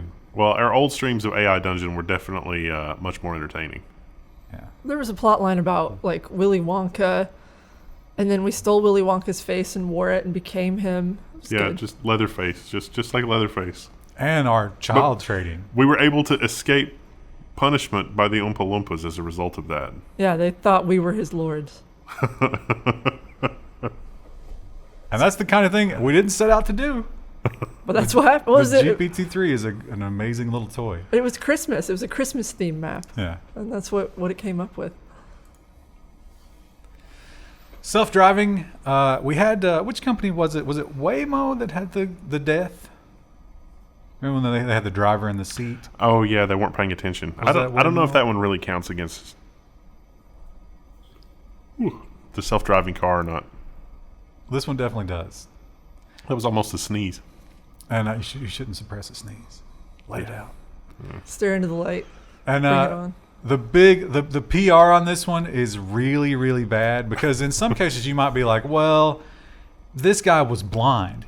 Can you really anticipate blind people? In this case, yes. Yeah. You absolutely could anticipate it. Toyota pauses its Paralympic self-driving buses after one hits a visually impaired athlete. He was left with cuts and bruises after being hit by the e-pallet vehicle at the athlete's village. Now, they had someone in the vehicle. I don't know if they were at a set of controls or not, but they asked him, they were like, hey, did you not see this guy in the crosswalk? And they were like, yeah, but we were so close, we thought that no sane person would walk in front of a bus. A blind person would, though. I bet it's completely silent, too, right? Yeah, there's probably no engine. Probably electric. So they're shutting that down completely. That's too much of an accident. Unfortunate. Well, maybe they can scrap the chips out of it and get a few more cars made. That'd be nice, yeah. Break down all those modules. And, you know, they often, you got to wonder if your product is so good, why would you sell it to somebody else? Why wouldn't you just use it to make your own stuff? So maybe Waymo's products are getting really, really good. Waymo will stop selling its self-driving LiDAR sensors to other companies. That's the headline. But then the article talks about how like the CEO of that division is out and a new CEO is in. And the reason that the old CEO was out is because he wasn't commercializing what Waymo was doing quickly enough. But they're going to stop selling the sensors. That didn't make sense to me. You think that might also have something to do with the chip shortage? Maybe. Yeah. Could be. Like they need them all for themselves? And it's not about keeping the tech? It's possible. Though you'd think they would just say that, but Yeah, but it's marketing speak, so. yeah. It's many layers to get to the real truth. Well, the space station, much like us, is getting old.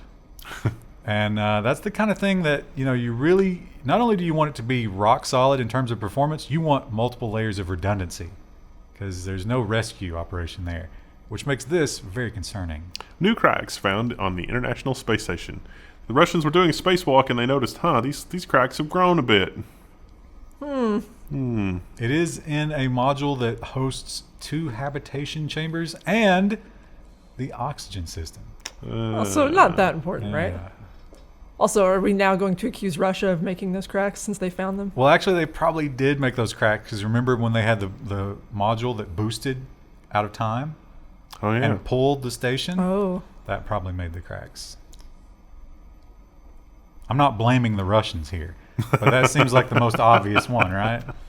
We're not, but I'm sure there'll be some sort of statement released soon where it's like, look what they did, and it's just Spider-Man pictures.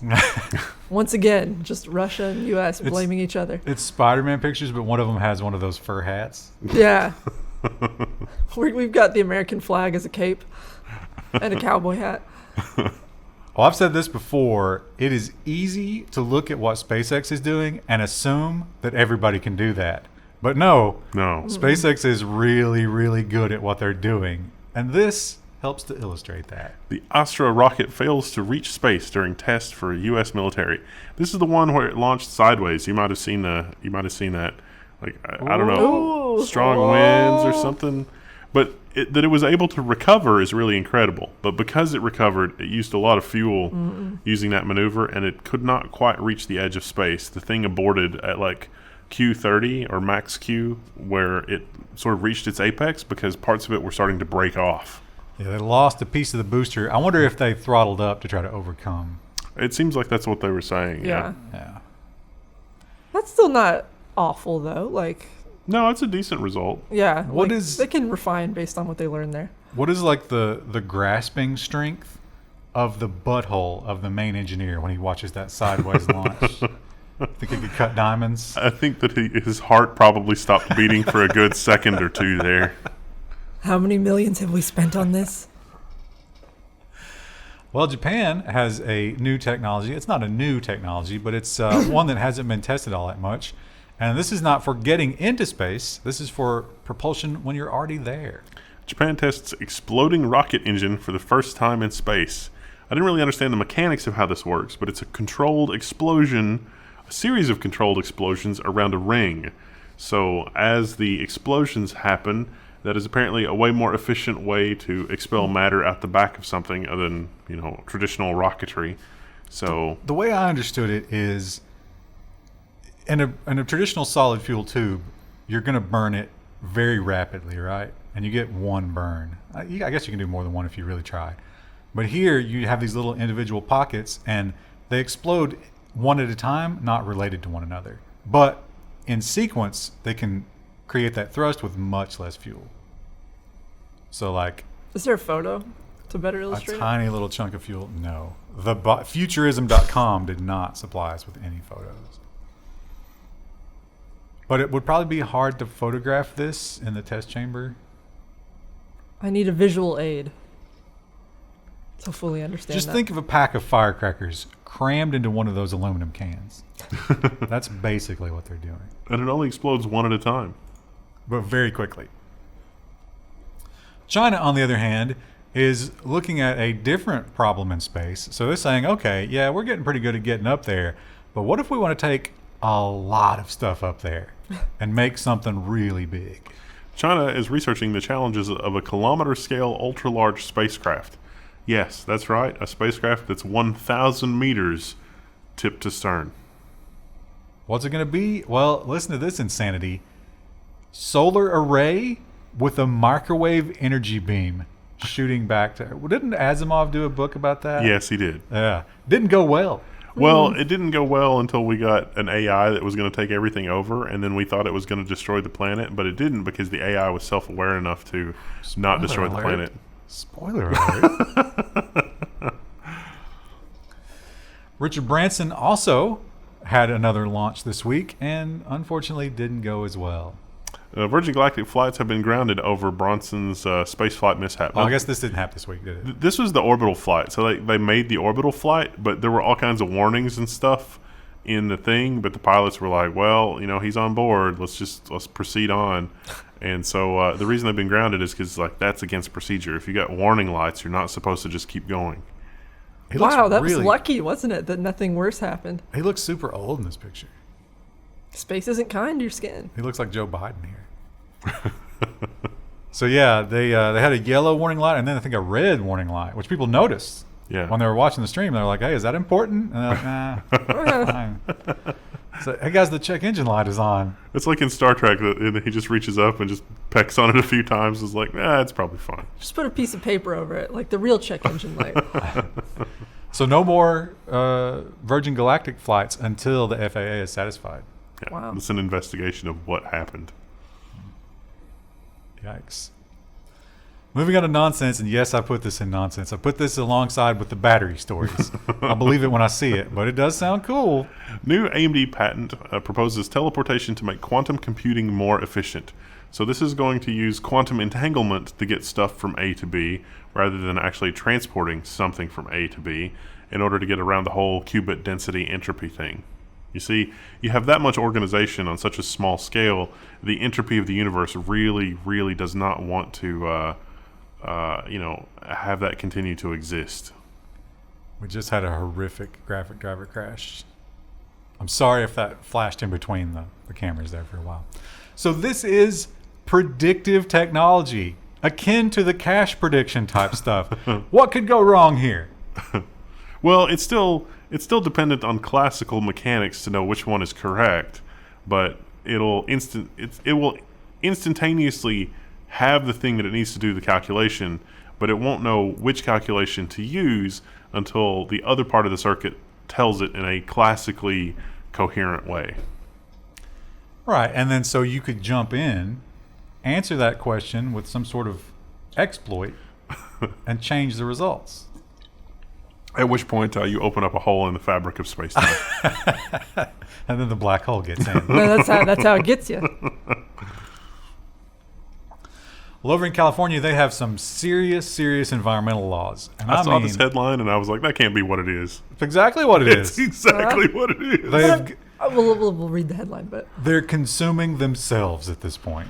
In California, college students are now officially considered an environmental menace. A local judge has ruled that UC Berkeley must freeze its enrollment so it can assess the ecological impact of its undergrads. well, okay, so that is absurd. But having lived in a college town, can you guys say that life is not 100% better in the summer when it's not clogged up with students and traffic and their trash all over the campus? And they make that argument, but not just that, Krista. It's also, if you think about, universities have to negotiate with whatever town they're in because they're going to add a massive drain on emergency services and road construction and stuff like that. I guess they handle that themselves.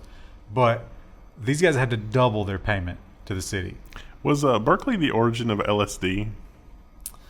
It was definitely in that area. Right? Was it? Would that come up in the ecological impact? It's like, if it wasn't for UC Berkeley, LSD probably wouldn't have been a thing. Well, you think it's in the groundwater or something? No, I mean, I'm just saying, it's like if you reach far enough back, that's some serious ecological impact from that higher education. Is it? Wouldn't that make more hippies and more green warriors? Oh, well, if you want to do that. I'm just talking about like the war on drugs and everything that sort of spun off from there. I mean, there were entire episodes of Dragnet about it's like, this isn't illegal yet. There's nothing we can do. You're going to blame the war on drugs on Timothy Leary? I don't think so. You know what they could do to change some of the impact a little bit? Make it so that campuses have better on-campus transportation. Well, I imagine Berkeley's probably pretty good, but the college I went to, they had one bus, and I memorized the bus schedule so I wouldn't have to walk in the cold, but it was so underutilized because there was only one, and it took forever to get around campus. So they bring that up, and they didn't plan for that, and it turns out, at some level, the war here is between city planners and university people. The university people want to expand in place. The city planners want them to move a satellite campus to another part of the town. Mm. And they cite the traffic as a big reason. Yeah, I bet that's awful there.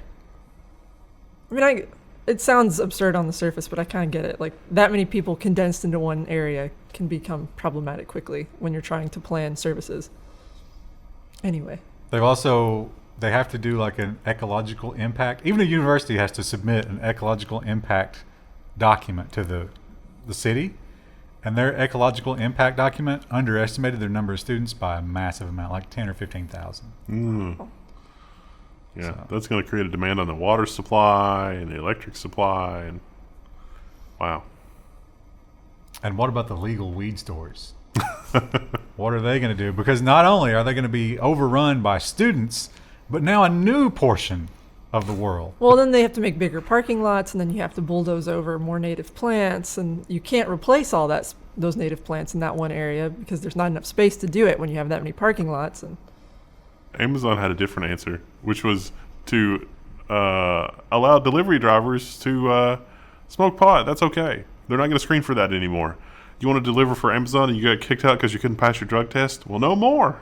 Not only are they not going to screen for it, but Amazon is apparently, now this is, they haven't done this publicly, but these people are claiming they are pressuring them to advertise that they're not going to do it.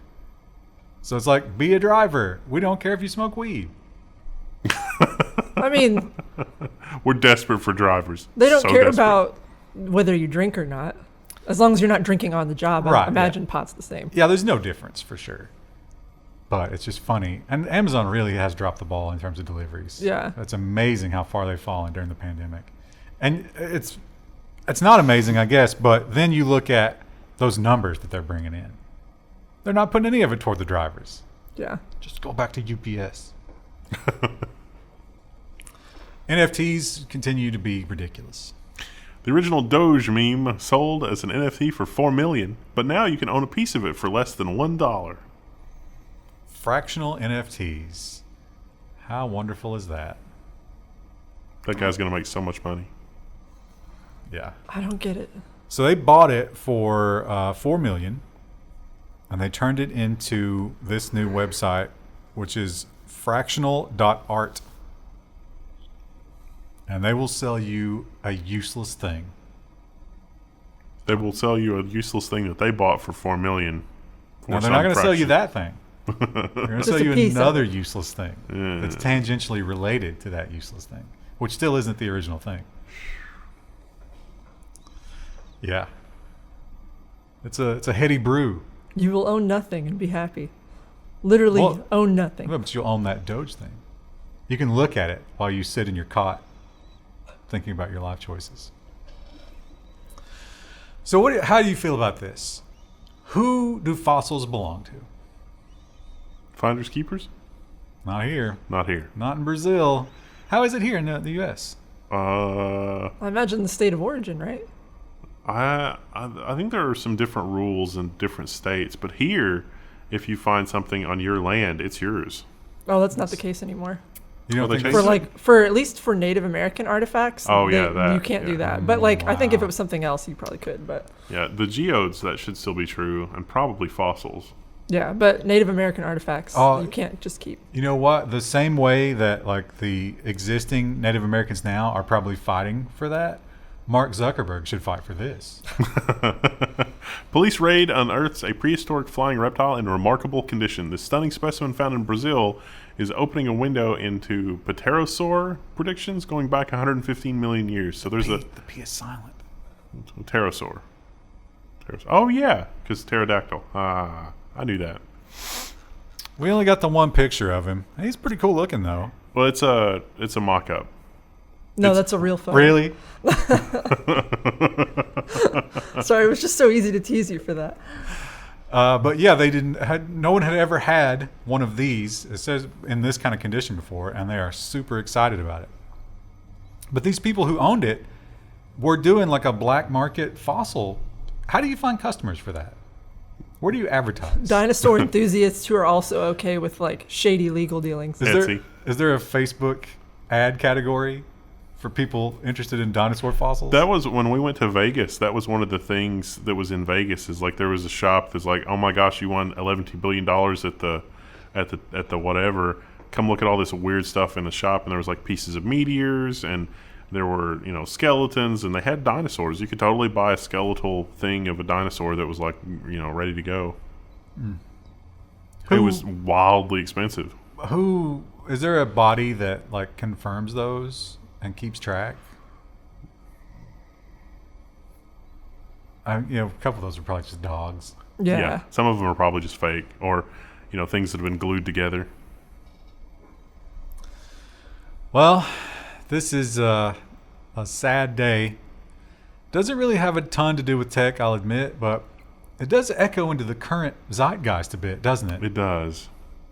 NPR has a write-up on the Sacklers, the family that made billions from OxyContin. They've won immunity from the opioid lawsuits. They also were pretty effective at moving all of the money out of their pharmaceutical company into their personal fortunes. They're going to be able to keep almost all of that. And there's no matter what happens with opioids from here on out, they will never face prosecution. They call it global immunity. Yeah. That seems like why would we do that?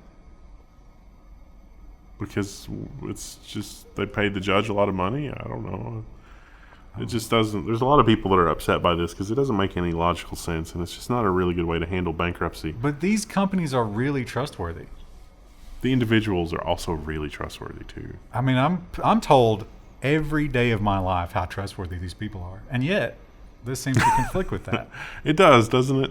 Purdue Pharma, they're just like, nah, you know. Another amazing thing they did, they got all those videos taken down. Those are really hard to find. Try to find the Purdue Pharmaceutical opioid advertisement videos. They are amazing. I mean, they were everywhere here. They were on the Internet Archive, and they managed to get them off of the Internet Archive. That's a lot of power. That is a lot of power. How do they wield that kind of power? This I've just been including these because it's amazing how often we see them, and they just get dumber and dumber. A Tennessee father's celebratory gunfire for gender reveal prompts 3 schools for lockdowns. So he was just firing his guns into the air for this gender reveal party, and it wasn't even a party. He got a phone call. They called him from the hospital and told him what the gender was. He wasn't even there. No, he had to run outside and fire into the air. Well, they some schools have some stuff for detecting that, and they're like, you know what, we need to shut down. Wow. They also mentioned someone was with him. I guess it wasn't the wife. I guess maybe he couldn't be at the birth because of the vid, right? Usually, yeah, he must not have been the father, because usually you can have one visitor if you're giving birth. But there was a woman with him. Oh, no. It says his child. Fired the celebratory rounds in the air and the expectant. Oh, right, because they're just finding the gender. Yeah, she wasn't giving birth yet. Can they not tell immediately at the ultrasound? It depends on how early it is. Not immediately. But. It takes a while for that to develop. So between her scream and the gunfire, the rapid gunfire, I guess he emptied the mag, a lot of 911 calls happened. And so they went into lockdown mode. Not a good look for Appalachia that you immediately just start, woo, and firing a gun in the air when you find out about your kid. But although also not surprising. Yeah. It just plays into a certain stereotype about where we live. We covered this one before, and I was like, oh, more progress has been made with this? No. I wasn't even sure if this was real. I mean, it seems to be. Yeah. There was a breathing tube through the butt could be an alternative to mechanical ventilators. We did some testing on this. There was a story about that, and it wasn't great. The thing still died, but there was some oxygen absorption through the intestine. Also, in case you weren't aware, this month on September on massivescience.com is butt month. Oh. Probably time to get your colonoscopy. You're welcome. They're going to be publishing articles on this evolution, science, and technology surrounding surrounding the butt. Exciting. Maybe we should find a butt story every week for nonsense, since it's butt month. All right, Krista, that's your job. I'll look for it. This one's also your job because Wendell and I obviously have no idea here. But let me say that I've not seen this. My understanding of makeup is that you don't want to be shiny, right? It depends what look you're going for. Oh, okay. Well, do you know about the dolphin skin? No, I haven't heard of this trend. Oh, wow, Krista. Are you even on TikTok? No, dolphin skin is trending. Here's what we know and how to achieve it. So usually there's like a matte look where you look kind of like powdered over and your face isn't shiny. And then there's a dewy look, which is kind of like this where you have a little bit of shine. And I think the last few years, like a more dewy look has been trending because highlighter is really popular. But I've never heard the term dolphin skin. I think this is more than just dewy. This is supposed to be wet. It's supposed to be like Shiny Britney Spears in the one dance video where she was covered in like oil. I don't know which one that was. That was very popular for a while. You know what seems to go really well with this look? Amazing cheekbones. Yeah. Yeah, it's the highlighter thing where they put like the glitter on your cheekbones. Oh, here's the product. It's a more refined version of the early 2000s. What the? Yeah. Oh, yeah. Makeup's absurd. How long will that last you? I don't wear makeup very often. I don't have any on today. But like, for people who are really into it, it doesn't last as long as you'd think. Well, I don't know how long it would last. I would say that would last a month. This is a retinol cream. That's not even makeup. Performance peel. Oh, that's a engagement challenge. Look at all these products you have to buy. Yeah, like that's the thing with like modern skincare routines. So I wash my face and I moisturize it and I use sunscreen. But they try to sell you all this other crap you need on top of it. And it's like, you're never going to look like Jennifer Lopez. She's gorgeous. And like more power to her, but we're just not going to look like her just because you buy these products that are like hundreds of dollars. Krista, I'm going to look exactly like Jennifer Lopez about 50 years after we're both dead. But there was at least $250 worth of product there. Oh, way more than that. Is that a monthly bill? It depends. So like some of them are very small packages, but some of them you only use like retinol cream. You're only supposed to use like every other night, I think. So like you're not using it every day, but it is still absurd. Not worth it. You do wear sunscreen though. I thought retinol was like anti-acne. No, well I think it can be. That's how we first discovered it was useful, but you can also use it as an anti-ager. Well, it's like Viagra. Yeah, but for skincare. Well, engagement challenge. Does anybody here have dolphin skin? There's someone in the comments who always talks about makeup stuff. They might know. I forgot your username, but if you're here, comment. Wendell, did you just get a chill? Wendell, you've been so quiet about this.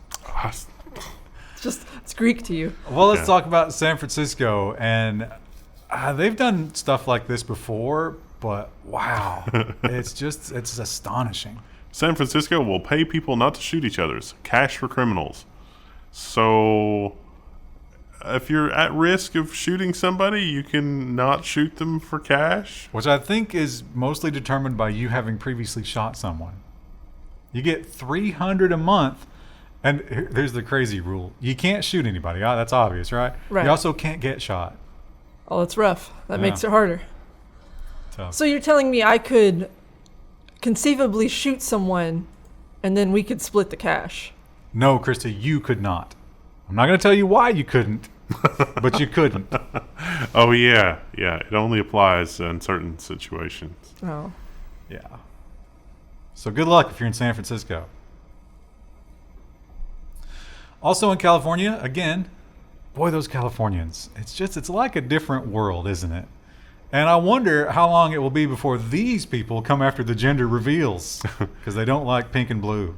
The AP says that California seeks gender-neutral displays in large stores. Man, again, Monty Python, they really nailed it early on. It's like they had the hospital scene where she's having birth, and she's like, what's the gender? Is it a boy or a girl? And the doctor's like, it's a little early to be imposing gender roles on it, don't you think? Is the legislator ruling on this? Or is this just like advocacy group? It's state level, but there is an advocacy group that's pushing for it. At first I thought maybe it was the mannequins that have boobs, but obviously it's children, right? So it doesn't apply. It's color. You can't say that like this is infant formula for boys, for example. Or shampoo for boys. That's a more common one, right? A lot of people will point out that girl shampoo and boy shampoo in a lot of cases are exactly the same, but the girl one costs more. That's true. So that's the same thing with like the skincare costs. You were like, is it really that expensive? And it's yes, and it's marketed aggressively toward women.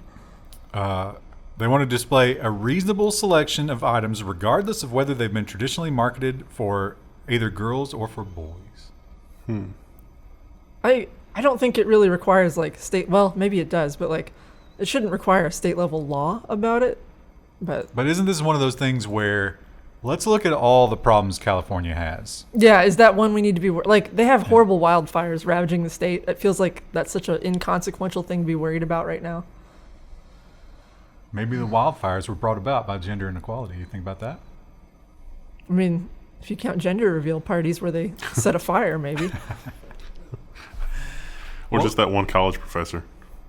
I think you mentioned this girl earlier when we were talking about the like the Jinping crackdown on billionaires, and Jack Ma was maybe the most visible, but only because there is no visibility for this girl. She's gone. China erases billionaire actress Zhao Wei from history. Hope she's safe in Taiwan or somewhere. She did leave the country. Yeah. I don't know if Taiwan would be safe for her. I can't remember where she went. Well, she should keep that secret because she's probably not safe. I think she was the main character in the most successful Chinese television show ever. My Fair Princess, I assume she was the princess. Probably. And she went on from that to be like a pop star. And then I think she's sort of like their Kardashians, right? Yeah. But the thing that blew my mind was the straw that broke the camel's back was hiring a Taiwanese actor for a lead role in one of her films. Like that was apparently not okay. So somebody tipped her off, I guess. She's out of the country and she realizes, but they are now memory holing every streaming service that had a show that she was in. It's not there anymore. All the old newspaper articles and stuff like that, they're all being scrubbed.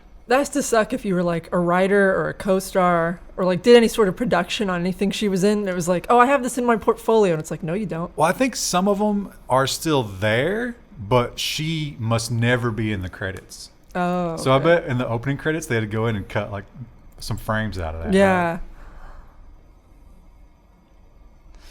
She seems like she's still really young, though, and she is a billionaire. So you know what? I think she'll be okay. I hope so. She doesn't look very happy there, though. That's Chris Wu. Who's Chris Wu? Maybe one of her co-stars? Oh, there's Jack Ma. Jack Ma is like, oh, I used to be on top of the world, but now they've gotten to me, and it's going to end very badly. He does have a huge cranium, doesn't he? It's like his face is a little bit too small for his head in that photo. Kind of smushed. Yeah. I gotta be honest, I didn't read this one because we were pressed for time today. I have a feeling that if I did read it, I still wouldn't quite grasp it. Yeah. Based on what interesting engineering broke it down to, but it is fascinating. New physics experiment indicates there's no objective reality. So the experiment is basically, if we entangle a bunch of particles, then they should all be the same. If you run an experiment, and then you should know like what state one of the particles is in, but I don't know what the result of that experiment is. Both our realities, can both of our realities converge at some point? And they did the experiment with entangled particles and concluded that no, they can actually diverge. So we can be experiencing a different reality even though we have entangled particles in play.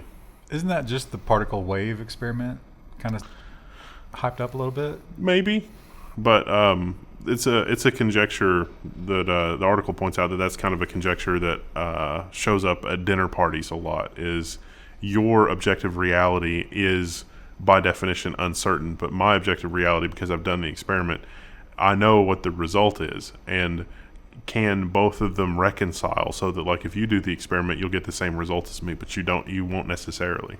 What if there was an alternate universe where the particle wave was always the same? Oh, there probably isn't a universe where that can be the same now.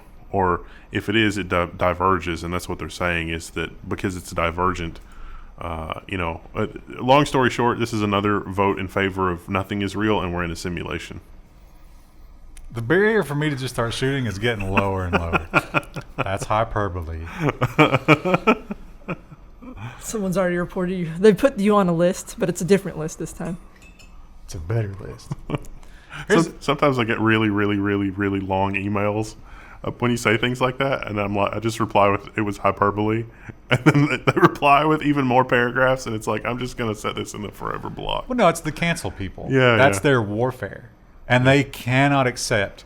See, I don't want to brag about this because they get even more incensed if you don't reply with paragraphs. this, I'm antagonizing them here, but I always do. You can't cancel me. I've crafted my life in such a way that you really can't touch me. How much does that piss you off? And but you could use this you could get to me through this way. You could go this route. I'll give you that one. No one's completely untouchable. Doctor attempted to hire Hell's Angels in order to hit on a witness after his opioid fraud trial. This has nothing to do with the Sackler trial. This was just a doctor who was like, hey, I can prescribe this stuff, and it's basically a license to print money. And then he got, in trouble for that. And then he knew somebody that was in Hell's Angels, and so he called them and said, hey, do you think we could put a hit out? And then that person was like, let me put you in touch with my brother, who was not his brother, but an actual FBI agent. You probably should have known. Do you remember when the Rolling Stones hired the Hells Angels for the security at that concert that they did? They killed a guy. And that was just a concert. That wasn't even an assassination. It always cracks me up when the Hells Angels do, they'll help out with sick kids and do rallies and stuff like that. But we know what you're up to. Maybe they aren't anymore. I have a feeling they kind of are. And Krista, I think you feel very, very strongly. You're someone, of all the women I know, I think you're one of the strongest about unwanted advances from men. Yes, I don't like them, and I don't have any qualms about letting people know I don't like them. Will you throw objects at them? If they are too persistent, yes. I Will would. you spray your ink at them? Yes, absolutely, in their eyes. Well, then you might be an octopus. Female octopuses observed throwing stuff at males harassing them. As you should. Don't be polite to someone harassing you. This is really interesting because apparently the males sometimes, but not always, throw stuff back. So they know what they're doing. You're ugly anyway. Look how short your Bitch. tentacles are. But yeah, and it is kind of the way of nature, though, that's like the women aren't always interested. Wouldn't you say? Yeah. Yeah. Nature gets a little rapey sometimes. But the octopuses are well known for being, you know, a higher level, right? They're very They're really intelligent. They creatures, can use so, tools. Yeah. You think dolphins do this? We should study the dolphins and see how they feel about it. Oh, that will not go well. No, We the have. dolphins are rapey. We I should think. build like a Jaws version of a really ugly male dolphin, and then send him down there to try to pick up on the girls. They might just be fascinated by the. It's like, wow, you're. I've never seen anybody that's so horribly disfigured. You've been through a lot. You must have some stories to tell. This is just a beautiful illustration of the two sides of the world. There's like Russia, China, India, Middle East, who have one way of feeling about this type of thing, and then the Western world, which is 180 degrees different. How are we ever going to reconcile this? Russia sushi chain apologizes for ad featuring black man. This What- is in the what- Moscow what- Times. Don't know anything. Chris, did you read this article? No, I did not. What's wrong with this ad?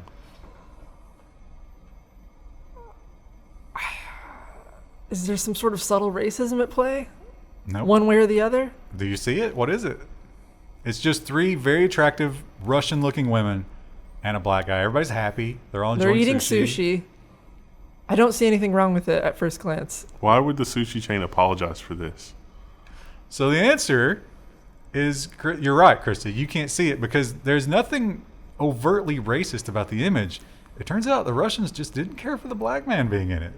Oh, see, like I was hoping that wasn't it. I was like, is there something else where like some sort of stereotype that I'm not aware of over here? But no, it is just the horrible reason. Thanks to the magic of the internet, we know that these things are happening now, or otherwise we never would before. And it got pretty ugly there. Publishing the social media profiles of the women that took part in the advertising and are writing negative reviews on all review sites. So it's kind of a review bomb. Everyone should enjoy sushi. Did people? So one of our chat people has never had sushi. Did he ever try it? I think he tried it at like a buffet. You got to go to an actual sushi restaurant. Krista, that's Peepers. You know how Peepers is. Yeah, Peepers is weird. Yeah. I don't know that he even watches the news. He Peepers- just watches the stream. I'll say this. If Peepers was an octopus, he'd have a lot of objects thrown at him. Yeah. I thought you were going to go in, with the lead in for our next story, which is if you've only ever tried buffet sushi, it's a lot like only ever trying this ice cream. Yeah. I That's a good lead in. don't know. Buffet sushi is like a very bland, common flavor, in my opinion. I think this has got to be outrageous, right? Here's before we do the headline. What do you think the sugar content here is? You think it's really It's high? off the charts. Because it's got to be mostly sweet, right? It's off the charts. I wouldn't think so, actually. Because there's Really? some sort of traditional Italian dish that's like what this is. But it's Parmesan cheese? Well, all I can think is we need to try it. Sausage toast, please order that. I'm sure we can find it at the store. After selling out in just an hour, Kraft macaroni and cheese ice cream is available again. It's a nice color. Yeah. I would try it. I don't know if I'd get like a giant gallon of it, but I'd try it. I might try it, but I don't think it would be particularly satisfying. Well, you definitely wouldn't buy a gallon of it, Krista. You can only buy it by the pint, and it's Oh. $12. Ooh. Whoa.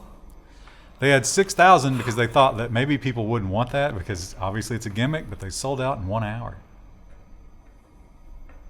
There was an episode of Tasting History where the guy made, like I said, that traditional Parmesan ice cream, and he had the same expectation we did, where he was like, "This is going to be gross." He took a bite and he was like, "Oh, so maybe it's good." But it's completely savory.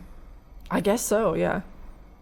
Like there's a little bit. It's kind of like the sugar salt thing, like with pretzels and chocolate. I guess it's that kind of thing. Yeah, but where's the sugar? Did you say there was no sugar? I think there is some sugar, but it's not like Okay. overwhelmingly sweet. I wonder how would that all separate when it's in the freezer? How stable is that? I'm sure they use some sort of like emulsifier or something in it. I don't know. If you've tried it, let us know in the comments. Well, this is just a feel-good dog story. And, God, these are always great. And the pictures in this one He's are so just cute. magnificent. Stray dog visits Hyundai dealership every day and then gets quote-unquote hired as a mascot. That dog's name? Tucson Prime. This dealership is somewhere that you wouldn't think, too. Tuscan. Oh, that's his name. Thought it was in Arizona. Is it Tuscan or Tucson? I think it's Tucson. Oh, I don't know. So there he is. They're No, I doing don't some promo photos. I don't know if I was going to buy that car, if I'd want to know there was a dog butt in it before I bought it. That just makes me more likely. It's to buy okay it. on leather, but not okay on fabric. This is a great ID card, too. What a great pic. This dog is so photogenic. Yeah, he like sits still for like almost every photo I have of Rue. She's just moving around. She's a blur. What is Hyundai Prime? That's the name of the dealership. Oh, okay. So his last name is Prime because he belongs to the dealership. Oh, he's shaking a hand of a businessman. He thinks he's people. That's the best one. That is the best one. On the internet, no one knows you're a dog. Have you tried turning it off and on again? Look at the bow tie. Oh, I didn't see that. What a great dog. Wonder what they do with him at night. Somebody take him home? Does it say that? Probably. Oh, he's got a lot of ties. Well, yeah, it's a business office. That's a good boy. You think there's a lot of people who show up at the dealership just to hang out with that guy, and they know they're not buying a car? Probably not a Come ton. on, buddy. Probably not. Yu-Gi-Oh! That is an insanely popular card game. I kind of got an exposure to that when I was watching the Chris Chan documentary, because he was way into that, and you see like all the places he was banned from. It was popular when I was in high school. I had some friends who played it. But is it popular enough to be on this level? I kind of think no. Outside of Japan and the U.S., I wonder what the percentage of people playing this are. Is it huge? Probably not. I wouldn't think so anymore, but maybe. Like, can you Engagement challenge. imagine one of those South African countries that has like the Olympic gold team for whatever, and it's like, all right, we're gonna add this as a gold thing, and they're just like, what? Yu-Gi-Oh! Team. That's like that story about the guy who got in the ski jump just because no one else from Great Britain tried it. Didn't he break his legs or something? He did very poorly. Yeah. Yeah, he was not ready for that. But you wouldn't have to worry about it with this Olympic sport. Yu-Gi-Oh! Fan petition to make the game an Olympic sport hits 11,000 signatures. Also, isn't that a collectible game? How would you make that tournament fair? Do you get to bring your own deck? It'll be like Magic the Gathering where you can't use any good decks. Do they give you like every possible card and you craft your deck? Is that how that would work? So crazy. That's a good question. There's a lot of questions I have about this that the article probably doesn't answer. But if I'm the Olympic Committee, I sit down with these people and I say, okay, Olympic sports are supposed to be fair, and this is just a marketing gimmick. Yeah. This is not really a game.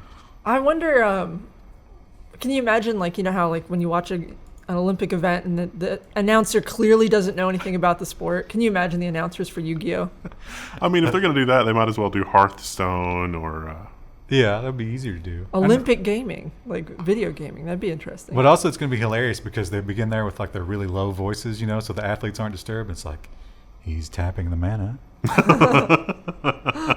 That card is now out of play. Coming up on the 10-minute mark of this match, Cyberbear 42 solidly in the lead. And our final story also shows this massive divide between the two worlds that we have now. The woke world that we live in and this world that Xi Jinping lives in and controls. China bans quote-unquote sissy men from TV in new crackdown. So a whole bunch of reality TV shows were canceled and new guidelines were sent for TV shows, and they want men to be more masculine. And again, this is that whole, like I was mentioning it earlier, it's like we need more children. You guys are going to have more children. Oh yeah, national rejuvenation. What is their guidelines for sissy, I wonder? Well, so there's a colloquial, they call them Nyang Pao, and that translates into girly guns. Although guns, do you think they meant guys there? Is that a typo? Maybe. But they couldn't couldn't you argue showing any sort of emotion would be considered feminine or girly? Well, So here's how I'm reading between the lines. Girly guy means K-pop star, right? Oh, probably. maybe. That's what they don't like because it's super popular, and a lot of their young people are following that trend, and they're like, "Oh, What if they're going to replace those reality shows with old U.S. westerns? you don't want that either." I mean, that's hard capitalism. You can't have that. Well, so I'm thinking things like Lord of the Rings, because the men in that, they're manly in that they do like the combat stuff, but they also like cry a lot. They kiss each other's foreheads. Like, is that considered girly in their definition? I need answers. Maybe we want to pattern our society on the orcs. They were They're just very brutal. masculine. Yeah. Well, I mean, No emotions, just fight all the time. there are those kidney camps. Now, if you're a TV star and you get this letter and it's like, "Oh, sorry, you're done," do you try to really like butch up and become masculine and get back on TV, or do you embrace this lifestyle? If you've only ever made money being like a celebrity like that, you'd probably try to change your brand, right? Is there? I'm trying to think. Can we come up with an example or two of actors who have had enough range to do both of those? What's his name? The British guy who was Batman. He can transform his body in any way he wants. He's incredible. Oh, Christian Bale. yeah. Oh yeah. Oh yeah. He can play a really gritty dude or a very effeminate dude. Or, Holocaust survivor. I was trying to think the guy that played Truman Capote. I can't remember his name, but he had some roles where he was really kind of butch. I bet Gary Oldman could do. Gary Oldman from The Fifth Element. Yeah, there we go. Nice. That's a hell. We're gonna have a lot of comments this week pointing out actors who've done that. Engagement challenge. Now here's a question though. Think about this. This is gonna make the gay LGBTQ advocacy people super angry, right? Yeah, Will they pressure Apple? they should. I mean, that's going to be really interesting to see how that shakes out, especially with Tim Cook in charge. Listen, LGBTQ plus community, let's get this started. Maybe Tim Cook sees the writing on the wall, and that's why he sold all his shares. Oh, right. Tim Cook's gay, right? Yeah. He's Oh, getting it out. that's a tough spot. We don't ever talk about that. Like, he's never really confirmed. But doesn't he have like a husband or a boyfriend or something? I don't. He's really cagey about it. I'm pretty sure I'm not throwing any stones here. I think it's acceptable these days, especially in his world. But he would be in a tough spot there if that became, a big media point, which is why we should make it that. We need to come up with a good phrase for LGBTQ against China. I'm afraid that all of this ends with some sort of preemptive thing on Taiwan, and I don't want that because Taiwan is amazing. I think it ends with a lot of really feminine kidneys being on the market. Also very unfortunate. Yeah, sad. A sad note to end on in the nonsense section. That was the last story. That was the last That's story. it. That was it for this week, guys. Send us some weird ice cream, or we'll try to find it. Or orange sodas to put in the bracket. Oh, right. I'll keep an eye out for that as well. We'll see you next week.